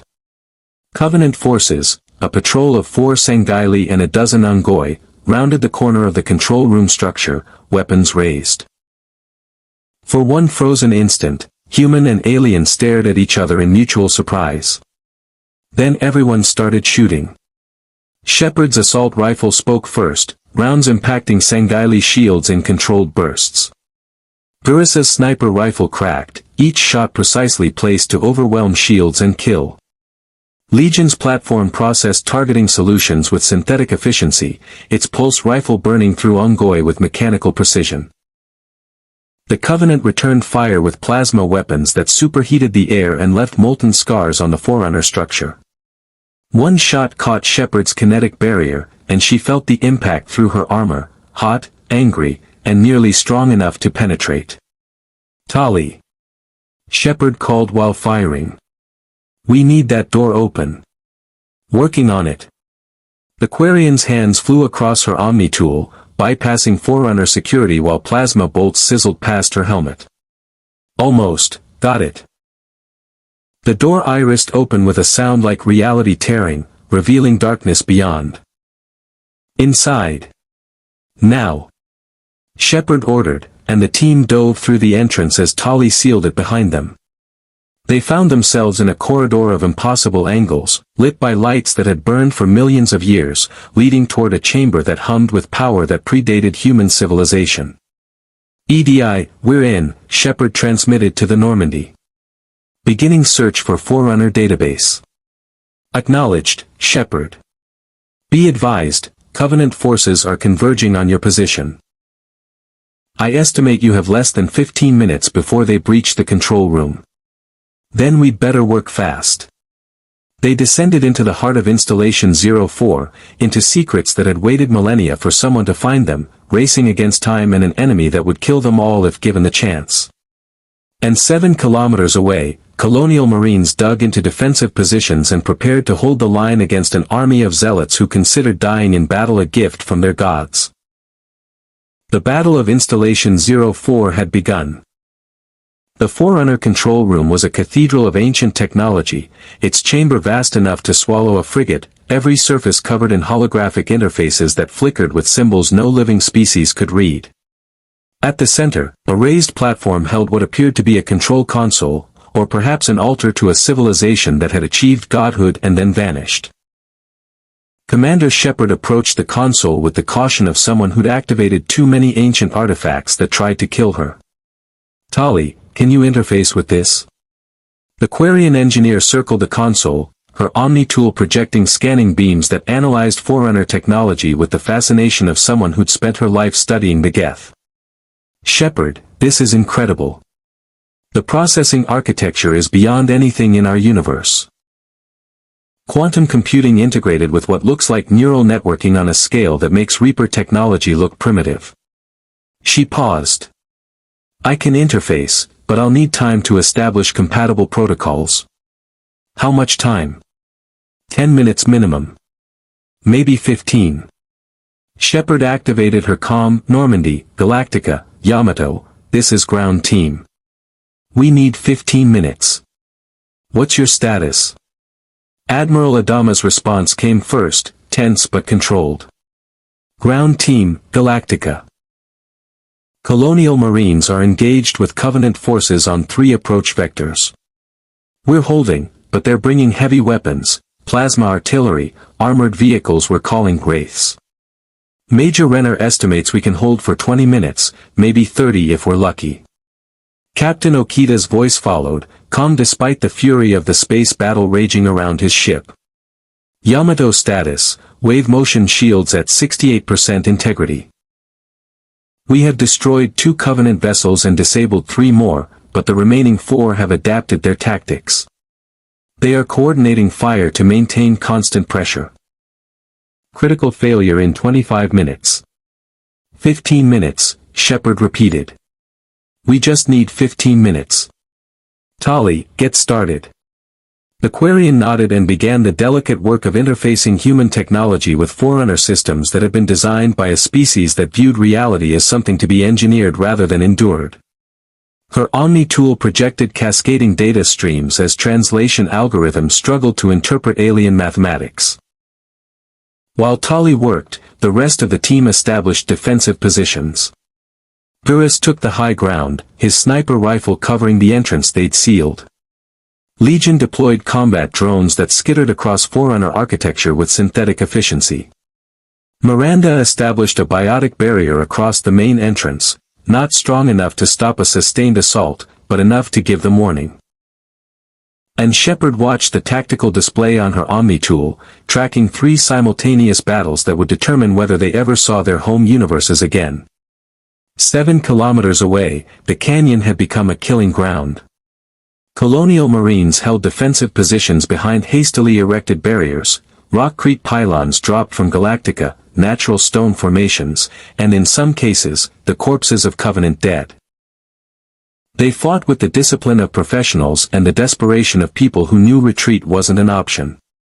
Major Renner crouched behind a boulder, his rifle trained on the Covenant forces advancing across open ground.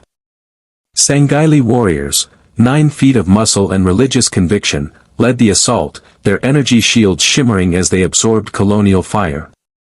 Behind them, Ungoi infantry moved in organized waves, their plasma pistols creating a curtain of superheated death. Concentrate fire on the elites. Renner shouted, using the human nickname for the Sanghaili. Overwhelm their shields before they close. Colonial assault rifles spoke in disciplined volleys, each Marine firing controlled bursts at designated targets. The concentrated fire had effect, one Sanghaili's shields collapsed under sustained bombardment, and the warrior fell as tungsten rounds found vulnerable flesh. Another staggered, shields flickering, before a sniper round from one of Renner's marksmen ended it. But for every Covenant warrior that fell, 3 more advanced to take their place. Major, we've got incoming. A Marine called out, pointing at the sky. Renner looked up and felt his stomach drop. Covenant aircraft, Banshees and Phantoms, streaked across Installation 04's artificial sky, their plasma cannons tracking toward the Marine positions. Air support. Renner screamed into his comm, we need air support now. Galactica's response was immediate. From positions around the Battlestar, anti-aircraft batteries opened fire, creating a flak screen that even Covenant pilots had to respect.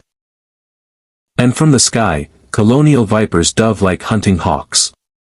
Captain Kara Thrace, Starbuck, rolled her Viper through a maneuver that violated at least 2 laws of physics and possibly several laws of common sense, her guns tracking a Banshee that thought it could outfly a Colonial pilot. Got you, you purple bastard, she muttered, squeezing the trigger. Her KEW round stitched across the Banshee's hull, punching through alien armor that hadn't been designed to withstand concentrated kinetic fire. The Covenant aircraft tumbled from the sky, trailing smoke and fire, crashing into the canyon wall in a satisfying explosion. Scratch 1 Banshee, Starbuck reported. Apollo, you got that Phantom? Captain Adama's Viper was already engaging the larger troop transport, his guns hammering its shields with the persistence that had kept him alive through the Silent Wars. Shields are tough, wait, got a weak spot. Targeting the propulsion system. His guns found the Phantom's gravity drive, and the transport wobbled, lost altitude, and made an emergency landing 3 kilometers from the Marine perimeter. Covenant troops poured out, but they were too far away to immediately threaten the defensive line. "Nice shooting," Starbuck acknowledged. "How many rounds you got left?" "Enough," Apollo replied, which both of them knew meant not nearly enough. In orbit, Yamato had become the center of a storm. The remaining 4 Covenant battlecruisers had formed a loose sphere around the Earth Defense Force battleship, coordinating their fire with the precision that came from religious devotion and centuries of warfare. Energy projector beams lanced across the void in rotating patterns, each ship firing while others recharged, maintaining constant pressure on Yamato's wave-motion shields. Shield integrity at 57%, Chief Engineer Tokugawa reported from engineering, his voice tight with concentration. "Captain, they've adapted to our shield frequency. They're rotating their firing patterns to find resonance points. If they succeed, then our shields will fail catastrophically," Captain Okita finished. "Helm, evasive pattern Omega. Make us harder to target. Tactical, return fire. Target weapon systems, not hulls. I want them suppressed, not destroyed." The Yamato's shock cannon spoke with mechanical precision, each round placed to disable rather than kill. A Covenant battlecruiser took a direct hit to its plasma lance battery, the weapon exploding in a cascade of superheated gas that carved a glowing wound across the vessel's flank. Another battlecruiser's energy projector shattered under sustained fire, leaving it with reduced offensive capability. But the Covenant were learning. They began using their destroyed or disabled vessels as shields, positioning crippled ships between themselves and Yamato's guns while continuing their bombardment. It was a brutal calculus, sacrificing vessels and crews to achieve tactical advantage. "Shield integrity at 42%, Tokugawa reported. "Captain, at current degradation rate, we have 17 minutes before critical failure." Okita's expression remained neutral, but his hands tightened where they gripped his command chair. "Continue evasive maneuvers. All batteries, maintain suppressive fire. We hold for as long as necessary." On Yamato's bridge, the crew worked with the calm efficiency of people who'd faced extinction before and survived. They had fought Gamalas across impossible distances. They had saved Earth from planetary death. They would not fail now. But physics was merciless, and the Covenant had numbers on their side. In the control room, Tali's hands flew across her Omni tool as Forerunner systems grudgingly accepted her interface protocols. "I'm in," she called out, her voice carrying triumph and relief. "Shepard, I have access to the installation's central database. There's petabytes of data here. Weapons research, stellar cartography, biological archives. Focus on dimensional technology," Shepard ordered. "Anything related to slip space, alternate realities, dimensional barriers. We don't have time for the complete tour. Searching now." Tali's Omni tool projected cascading data streams as translation algorithms worked at maximum capacity. "I'm finding references to something called reconciliation, Forerunner research into what they called paraversal domains. I think that's their term for alternate realities or dimensions. Can you download it?" "Already am." "But Shepard, there's something else. The Forerunners built these installations for a specific purpose. They're not research stations. They're weapons." Tali's voice carried horror as she processed what she was reading. "These halos are designed to kill all sentient life in the galaxy. It's a weapon of mass extinction." The team stopped what they were doing, turning to stare at the Quarian engineer. "You're saying we're standing inside a galaxy-killing superweapon?" Gurus asked, his mandibles tight with tension. "Yes. And according to these files, the Covenant don't fully understand what it does. They think it's a religious artifact that will start something called the Great Journey. But if they activate it," Tali's voice dropped to a whisper, "every sentient being within 25,000 light-years dies." "EDI," Shepard transmitted to the Normandy. "Confirm what Tali just said. These installations are weapons." The AI's response came after 3 seconds of processing, an eternity for synthetic intelligence. Confirmed, Shepard. Installation 04 is one of 7 ring-shaped superweapons designed to sterilize the galaxy of sentient life. The Forerunners built them to combat an enemy they called the Flood. A parasitic organism that consumed entire civilizations. The Halos were meant as a weapon of last resort. And the Covenant are excavating it thinking it's their path to heaven, Miranda said flatly. Fantastic. That's not going to cause any problems. Focus, Shepard ordered. We're here for dimensional technology, not to solve the Covenant's religious crisis. Tali, how much longer for the download? Data transfer at 67%. 3 more minutes. 3 minutes we don't have, Gurus called from his overwatch position. Shepard, movement at the entrance. The Covenant are trying to breach. The sealed entrance shuddered as something massive struck it from the outside, probably a Sanghaili using what ONI intelligence called an energy sword. The Forerunner door held, but it wasn't designed to withstand sustained assault from weapons designed to cut through starship hulls. Legion, defensive positions, Shepard ordered. Miranda, reinforce that biotic barrier. Gurus, be ready to take targets the moment they breach. We hold until Tali completes the download. The team moved with practiced efficiency, years of working together forging them into a unit that operated on instinct and trust. Legion's combat drones took flanking positions. Miranda's biotic energy pulsed stronger across the entrance. Gurus's rifle trained on the weakest point of the door, waiting for the first Covenant warrior to appear. The entrance shattered. Not slowly. Not with warning. One moment it was solid Forerunner metal, the next it exploded inward in a shower of fragments as a Sanghaili warrior wielding a gravity hammer, a weapon that could crush tank armor, smashed through. Gurus fired. The sniper round caught the Sanghaili in the center of mass, punching through shields weakened by the breach and finding vulnerable flesh. The warrior fell, but 3 more poured through the opening, energy swords blazing with lethal light. Shepard's tactical display lit up with targeting solutions as she engaged full combat protocols. Her assault rifle spoke in controlled bursts, overwhelming the lead Sanghaili's shields through concentrated fire. The warrior fell, but another was already closing, moving with the speed that made Sanghaili some of the most dangerous close combat fighters in the galaxy. Miranda's biotic charge caught the warrior mid-leap, lifting it off its feet and slamming it against the Forerunner wall with enough force to shatter shields and break bones. The Sanghaili crumpled, unconscious or dead. But more were coming. Through the breach, Shepard could see a dozen Covenant warriors preparing to assault the control room, and behind them, more advancing in organized waves. Tali. Shepard called while reloading. Status. 89%. Keep them off me for 1 more minute. Legion's platform moved with synthetic precision, its pulse rifle burning through Ongoy that tried to flank their position. Combat drones exploded in calculated positions, their detonations channeling Covenant forces into kill zones where concentrated fire could be most effective.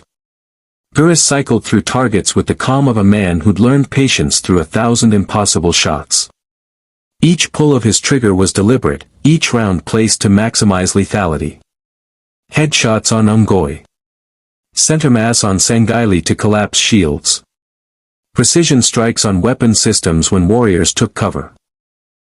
But they were being overwhelmed by numbers, and everyone knew it. Shepard, Gurus called, his voice tight. We can't hold them much longer. There's too many. Almost there. Tali's hands flew across her Omni tool with desperate speed. 96%, 98, download complete. I have everything. Then we're leaving. Shepard activated fleet-wide comm, ground team to all vessels, mission success. We have the data. Requesting immediate extraction. Admiral Adama's response came through the sound of gunfire and explosions. Ground Team, Galactica. Marines are fighting withdrawal to extraction point. Covenant have broken through on the eastern approach. We're loading wounded now. Can have you aboard in 3 minutes. Make it 2, Shepard ordered. We're not going to have 3. Normandy, we need pickup at the control room. Now. Joker's voice carried the stress of maximum performance flying. Commander, coming in hot. ETA 90 seconds. Hope you're ready to run, because the Covenant are really pissed. Shepard's team fought a fighting withdrawal toward the exit, laying down suppressive fire while moving in disciplined bounds. Miranda's biotics created barriers that slowed Covenant pursuit.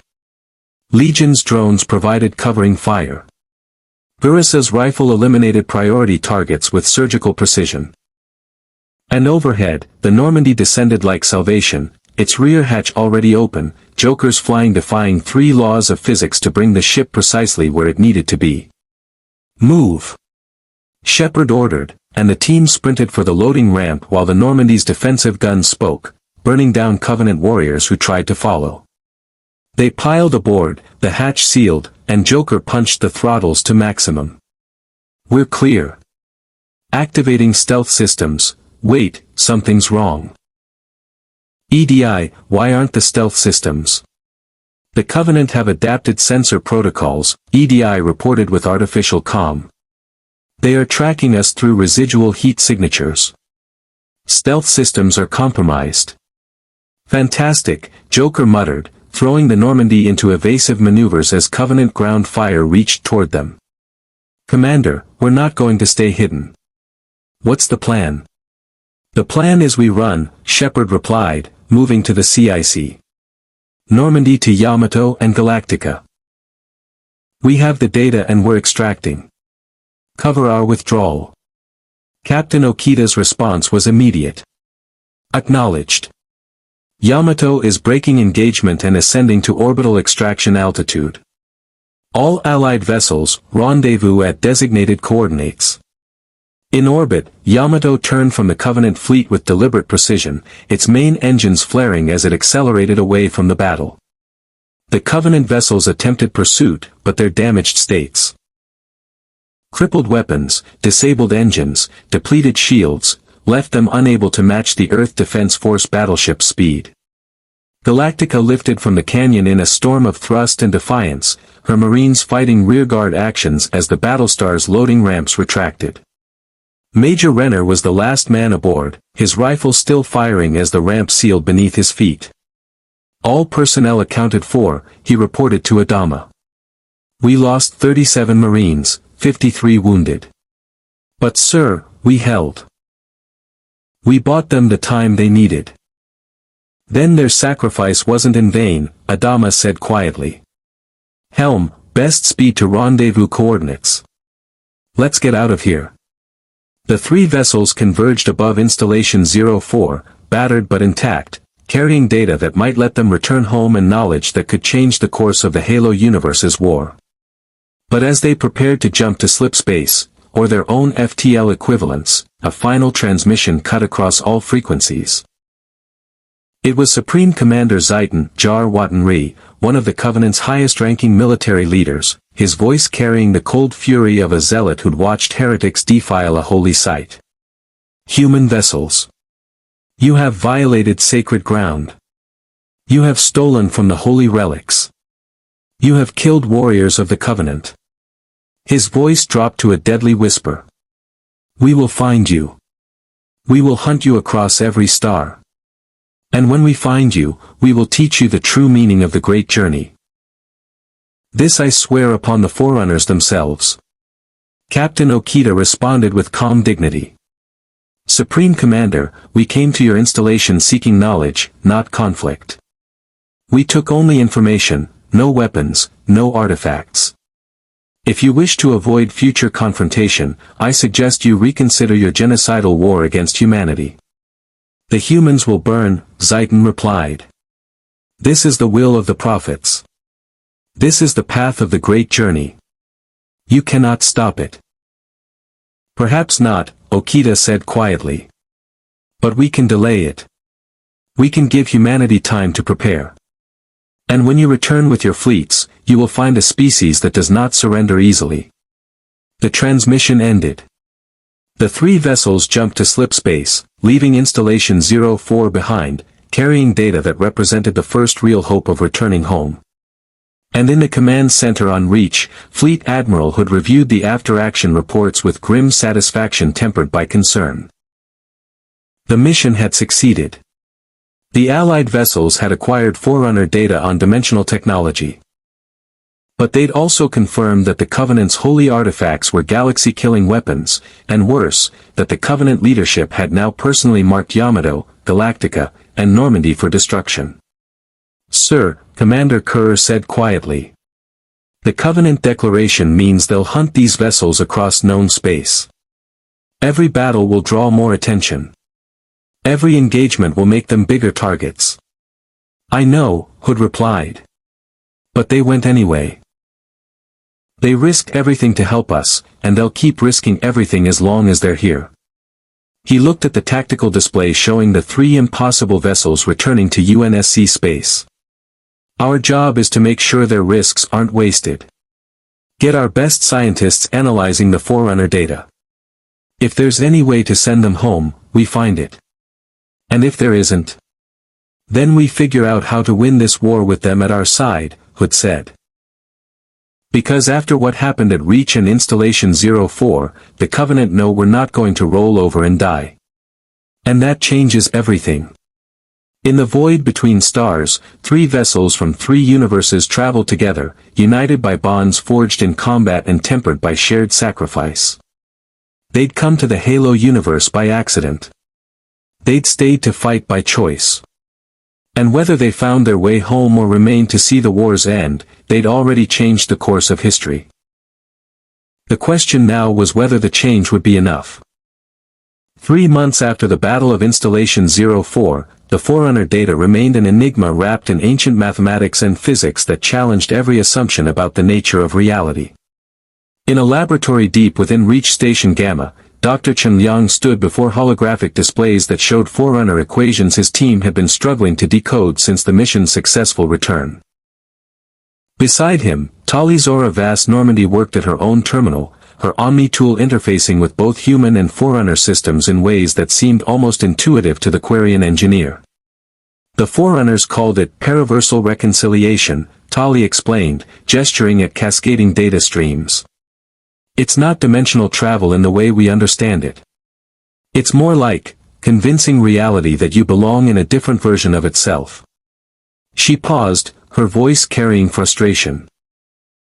"But the power requirements are astronomical. We're talking about energy outputs equivalent to a star-going supernova." Dr. Liang nodded grimly. "Which means even if we understand the theory, we can't implement it. The UNSC doesn't have power generation on that scale. Neither does Galactica. Even the Normandy's Element 0 core couldn't. But Yamato could," Tali interrupted quietly. "The wave motion engine. It taps directly into dimensional boundaries to generate power. If we could configure it to channel energy through Forerunner reconciliation protocols instead of weaponizing it," she trailed off, the implications hanging between them. "You're suggesting we turn the Yamato into a dimensional gateway," Dr. Liang said slowly. "A one-time device to send all three vessels home. Maybe. The calculations are theoretical, and Captain Okita would have to authorize using his ship's primary power system in ways it was never designed for. The risks." Tali's voice dropped, "The risks are catastrophic. If the wave motion engine destabilizes during the transition, it could tear a hole in space-time. Or destroy the ship. Or both." They stood in silence, contemplating technology that promised salvation or annihilation with equal probability. In another section of the station, Commander Shepard sat across from Fleet Admiral Hood in a secured conference room, reviewing casualty reports and strategic assessments that painted a picture of a war forever altered by the events at Reach and Installation 04. "The Covenant haven't returned in force," Hood said, manipulating a holographic star chart showing UNSC-controlled space.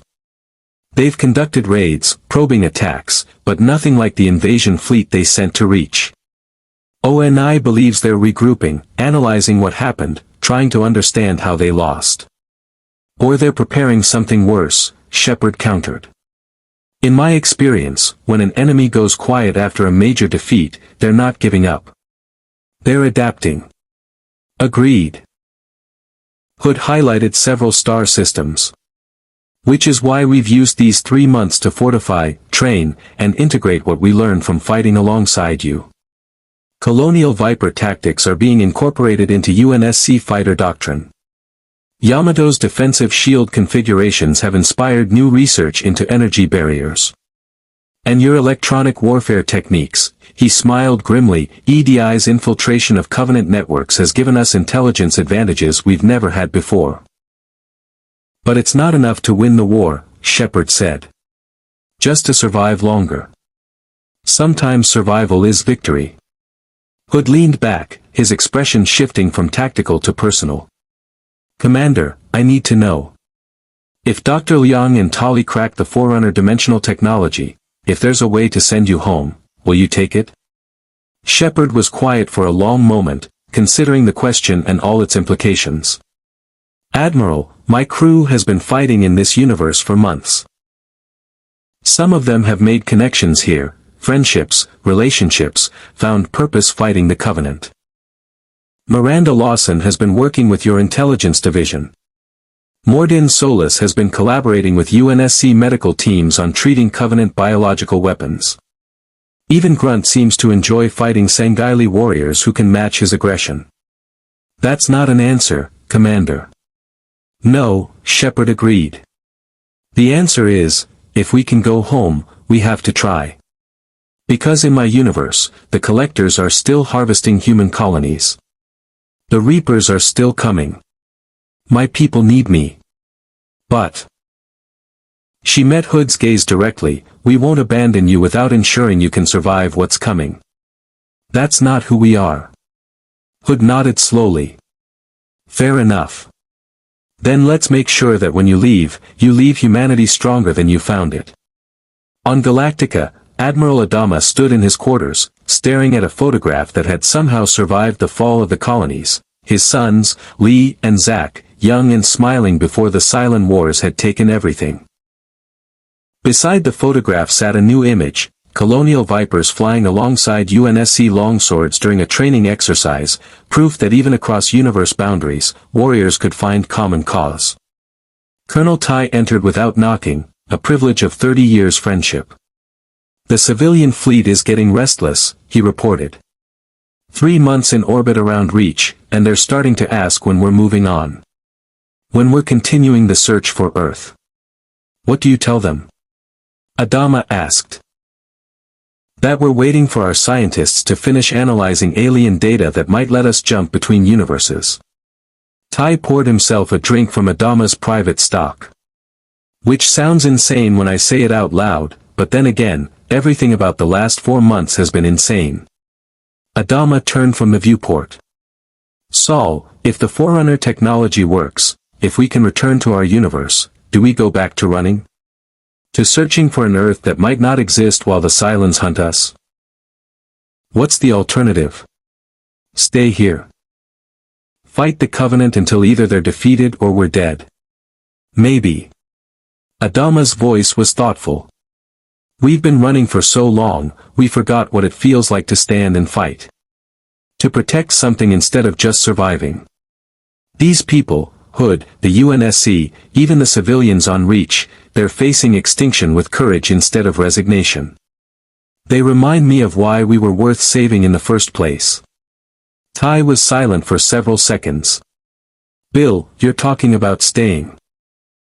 About making this universe our home. I'm talking about options, Saul. About choices. Adama looked back at the photograph of his sons. We left our universe because the Cylons destroyed everything we knew. If we go back, what are we going back to?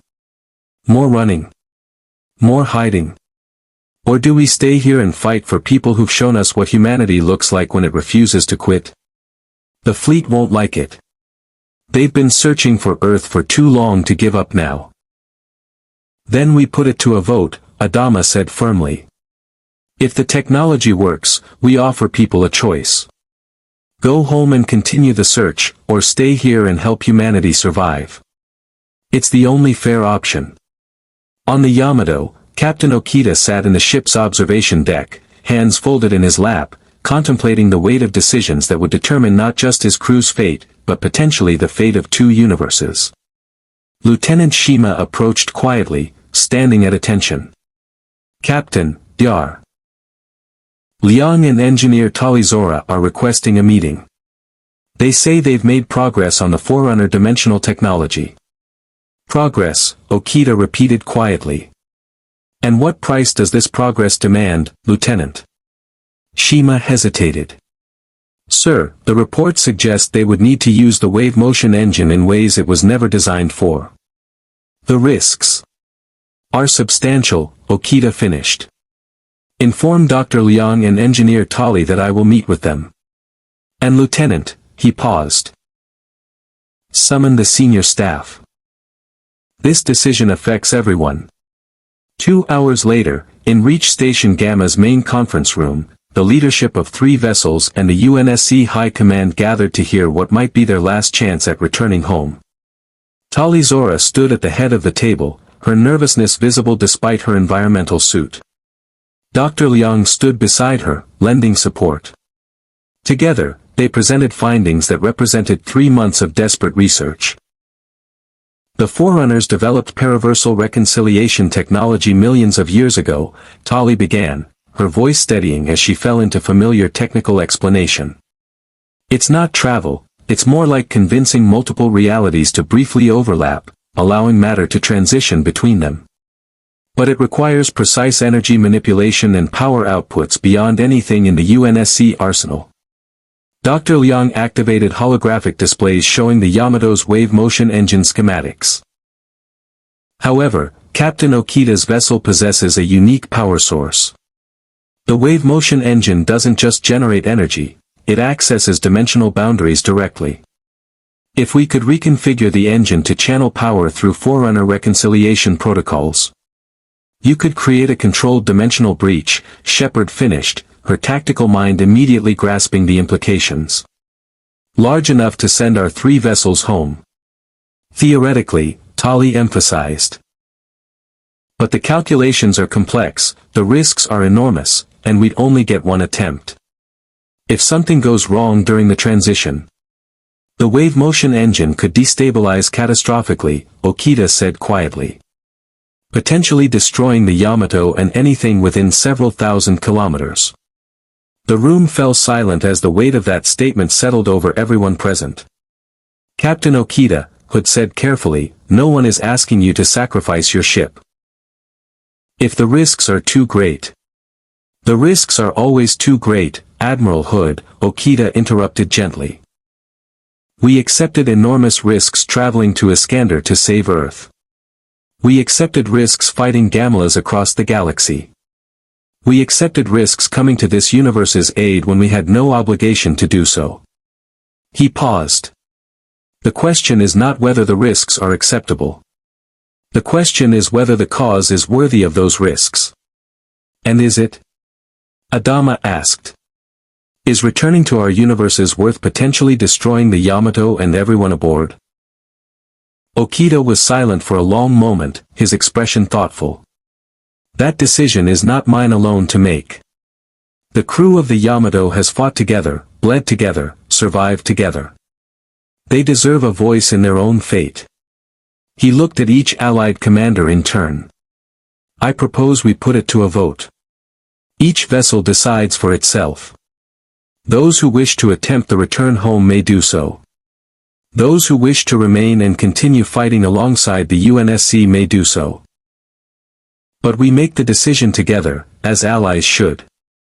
The proposal hung in the air like a challenge and a gift simultaneously. Agreed, Shepard said first. The Normandy crew deserves that choice. Galactica's fleet has been making these kinds of decisions since the fall, Adama added. One more vote won't kill us. Hood nodded slowly. The UNSC will support whatever you decide. If you choose to attempt the return, we'll provide whatever resources and support we can. If you choose to stay. His voice softened, then we'll be honored to continue fighting beside you. Over the following week, 3 crews deliberated their futures. On the Normandy, Shepard held meetings with each team member individually, understanding that their decisions would shape not just their own fates but potentially the fate of their entire universe. Gurus wanted to go home, Palaven needed every able warrior against the Collectors and the coming Reaper threat. Tali wanted to stay. The challenge of integrating Quarian engineering with Forerunner and UNSC technology fascinated her, and she felt her talents could make a real difference in the Halo universe. Mordin calculated that his combat and medical expertise could save more lives staying with the UNSC than returning to fight Collectors. The crew was split almost evenly. On Galactica, the civilian fleet held heated debates in the ship's hangar bay, democracy functioning even in the face of impossible choices. Some colonials had found new purpose fighting the Covenant, a clear enemy, a righteous cause, a chance to stand instead of run. Others desperately wanted to return to their universe, to continue the search for Earth, to reclaim what the Cylons had taken from them. The arguments grew passionate, sometimes angry, but ultimately resolved through the democratic process that defined colonial culture. On the Yamato, Captain Okita held council with his officers and crew, listening to each voice, weighing each argument. They had saved Earth, completed their mission, earned their rest. But they had also found new challenges here, new people worth protecting, new reasons to fight. The crew of the Yamato had volunteered once to save their world. Now they were being asked to volunteer again, either to risk everything returning home, or to stay and fight a war that wasn't theirs. When the votes were tallied, the results reflected the complexity of the choice. The Normandy crew voted 23-19 in favor of attempting to return home. Those with families in their universe, those with missions unfinished, those who felt they'd done what they could for the Halo universe but needed to return to their own fight. The Galactica fleet voted 6,847 to 5,924 in favor of staying. A narrow margin, but decisive. Too many colonials had lost faith in finding Earth, had found new purpose defending Reach, had decided that fighting extinction was fighting extinction regardless of which universe you fought it in. The Yamato crew voted unanimously. Not to stay. Not to leave.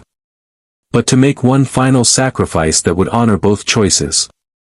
Captain Okita presented the decision to the Allied command with the same calm dignity he'd shown leading Earth's last hope across the galaxy. The crew of the Yamato has decided to serve as the dimensional anchor for the Forerunner reconciliation technology, Okita explained. We will reconfigure our wave motion engine to create the dimensional breach. The Normandy, whose crew voted to return home, will transit back to their universe. Galactica, whose people voted to stay, will remain here to continue the fight. And Yamato, he paused, his voice carrying the weight of command, will ensure both choices are honored. Captain, that's suicide, Dr. Liang protested. The stress of maintaining a dimensional breach while vessels transit could tear your ship apart. It could, Okita agreed. Or it could succeed, and we will have given our allies the greatest gift possible, the freedom to choose their own destinies. He met each commander's eyes. The crew of the Yamato volunteered for this mission understanding that we might not return home. We have made peace with that possibility. But we will not stand by while others are trapped here against their will, nor will we force those who wish to stay to leave. This is our choice. We ask only that you respect it. The silence that followed was broken by Shepard's voice, thick with emotion she rarely showed. Captain Okita, your crew, your ship, you're asking us to let you sacrifice everything so we can go home. I am asking you to trust that we know the value of what we do, Okita replied. And to honor our sacrifice by making it meaningful. Return to your universe, Commander Shepard. Stop the Collectors. Prepare for the Reapers. Save your people. That will give our sacrifice purpose. Adama stood, his weathered face reflecting decades of impossible command decisions. Captain Okita, the people of Galactica will remember the Yamato. We'll tell our children and our children's children about the ship from another universe that gave us a second chance. You'll live in our stories forever. Stories are all any of us can hope for, Admiral Adama, Okita said quietly. Make them good ones. The dimensional breach attempt was scheduled for the following week, giving crews time to prepare, to say farewells, to make peace with choices that would echo across realities.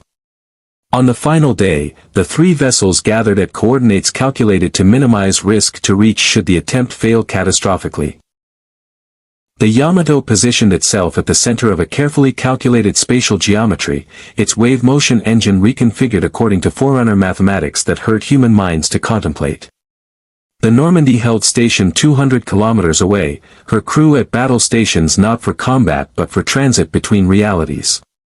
Galactica held position at 500 kilometers, ready to witness and record what might be the last time anyone saw the Yamato intact. Yamato to Normandy, Captain Okita's voice came across all channels, calm and steady. We are beginning the dimensional reconciliation sequence. Commander Shepard, it has been an honor fighting beside you. May you find your way home safely. Captain Okita, Shepard's voice caught, uncharacteristic emotion breaking through her tactical composure. Thank you. For everything. We won't forget you. Yamato to Galactica, Okita continued. Admiral Adama, protect these people. Fight the good fight. Show the Covenant what humanity can do when we refuse to quit. We will, Captain, Adama replied. So say we all. From across Galactica and the civilian fleet, thousands of voices echoed, so say we all. Beginning dimensional breach procedure, Okita announced. All crew, brace for wave motion engine discharge. For Earth. For humanity. For every person fighting to survive in the darkness between stars. The Yamato's bow began to glow with blue-white light that shouldn't exist in normal space.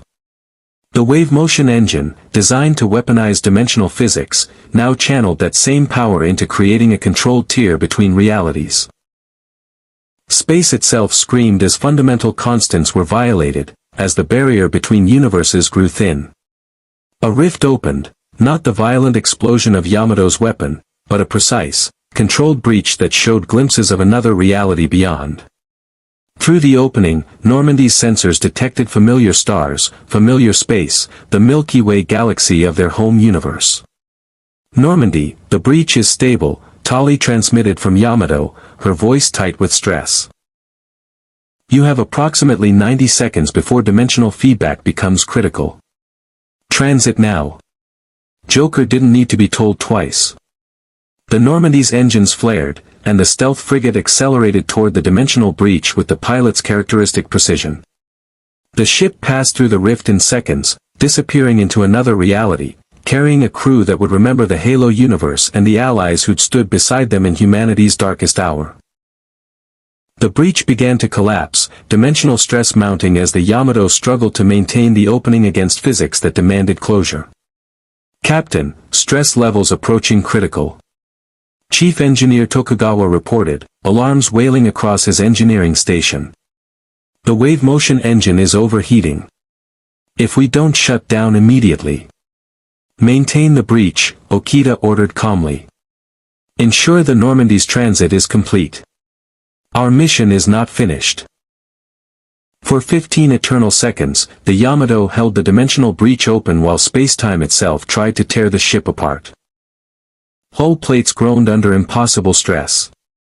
The wave motion engine operated beyond any design safety parameter.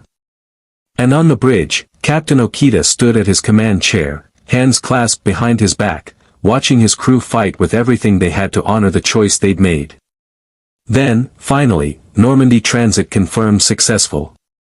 Lieutenant Oda called out. They're through.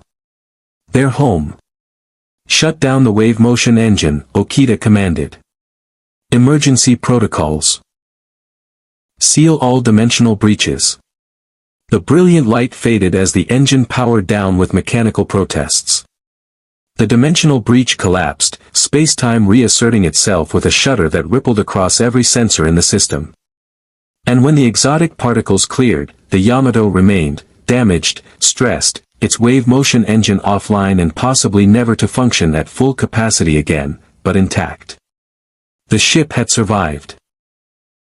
"All hands, damage report," Okita ordered, his voice carrying relief he'd never admit to feeling.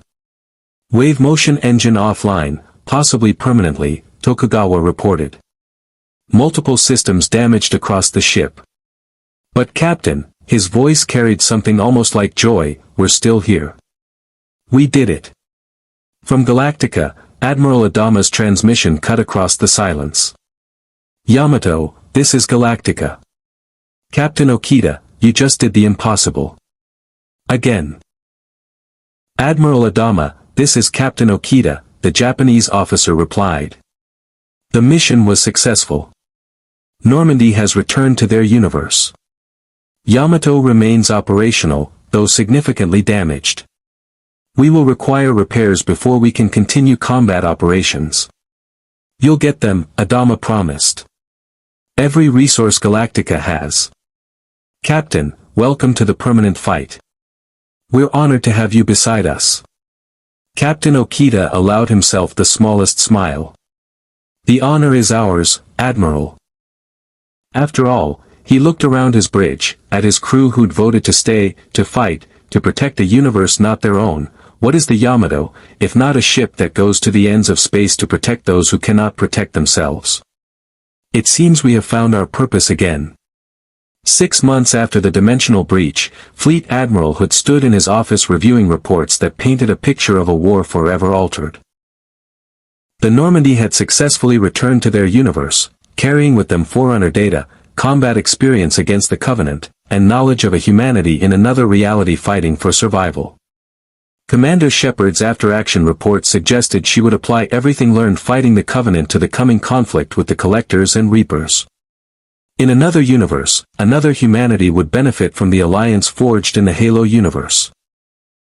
Galactica had become a permanent fixture of the UNSC fleet, its Vipers integrated into standard combat operations, its civilians settling on Reach and other colonies, bringing new perspectives and stubborn colonial determination to humanity's fight.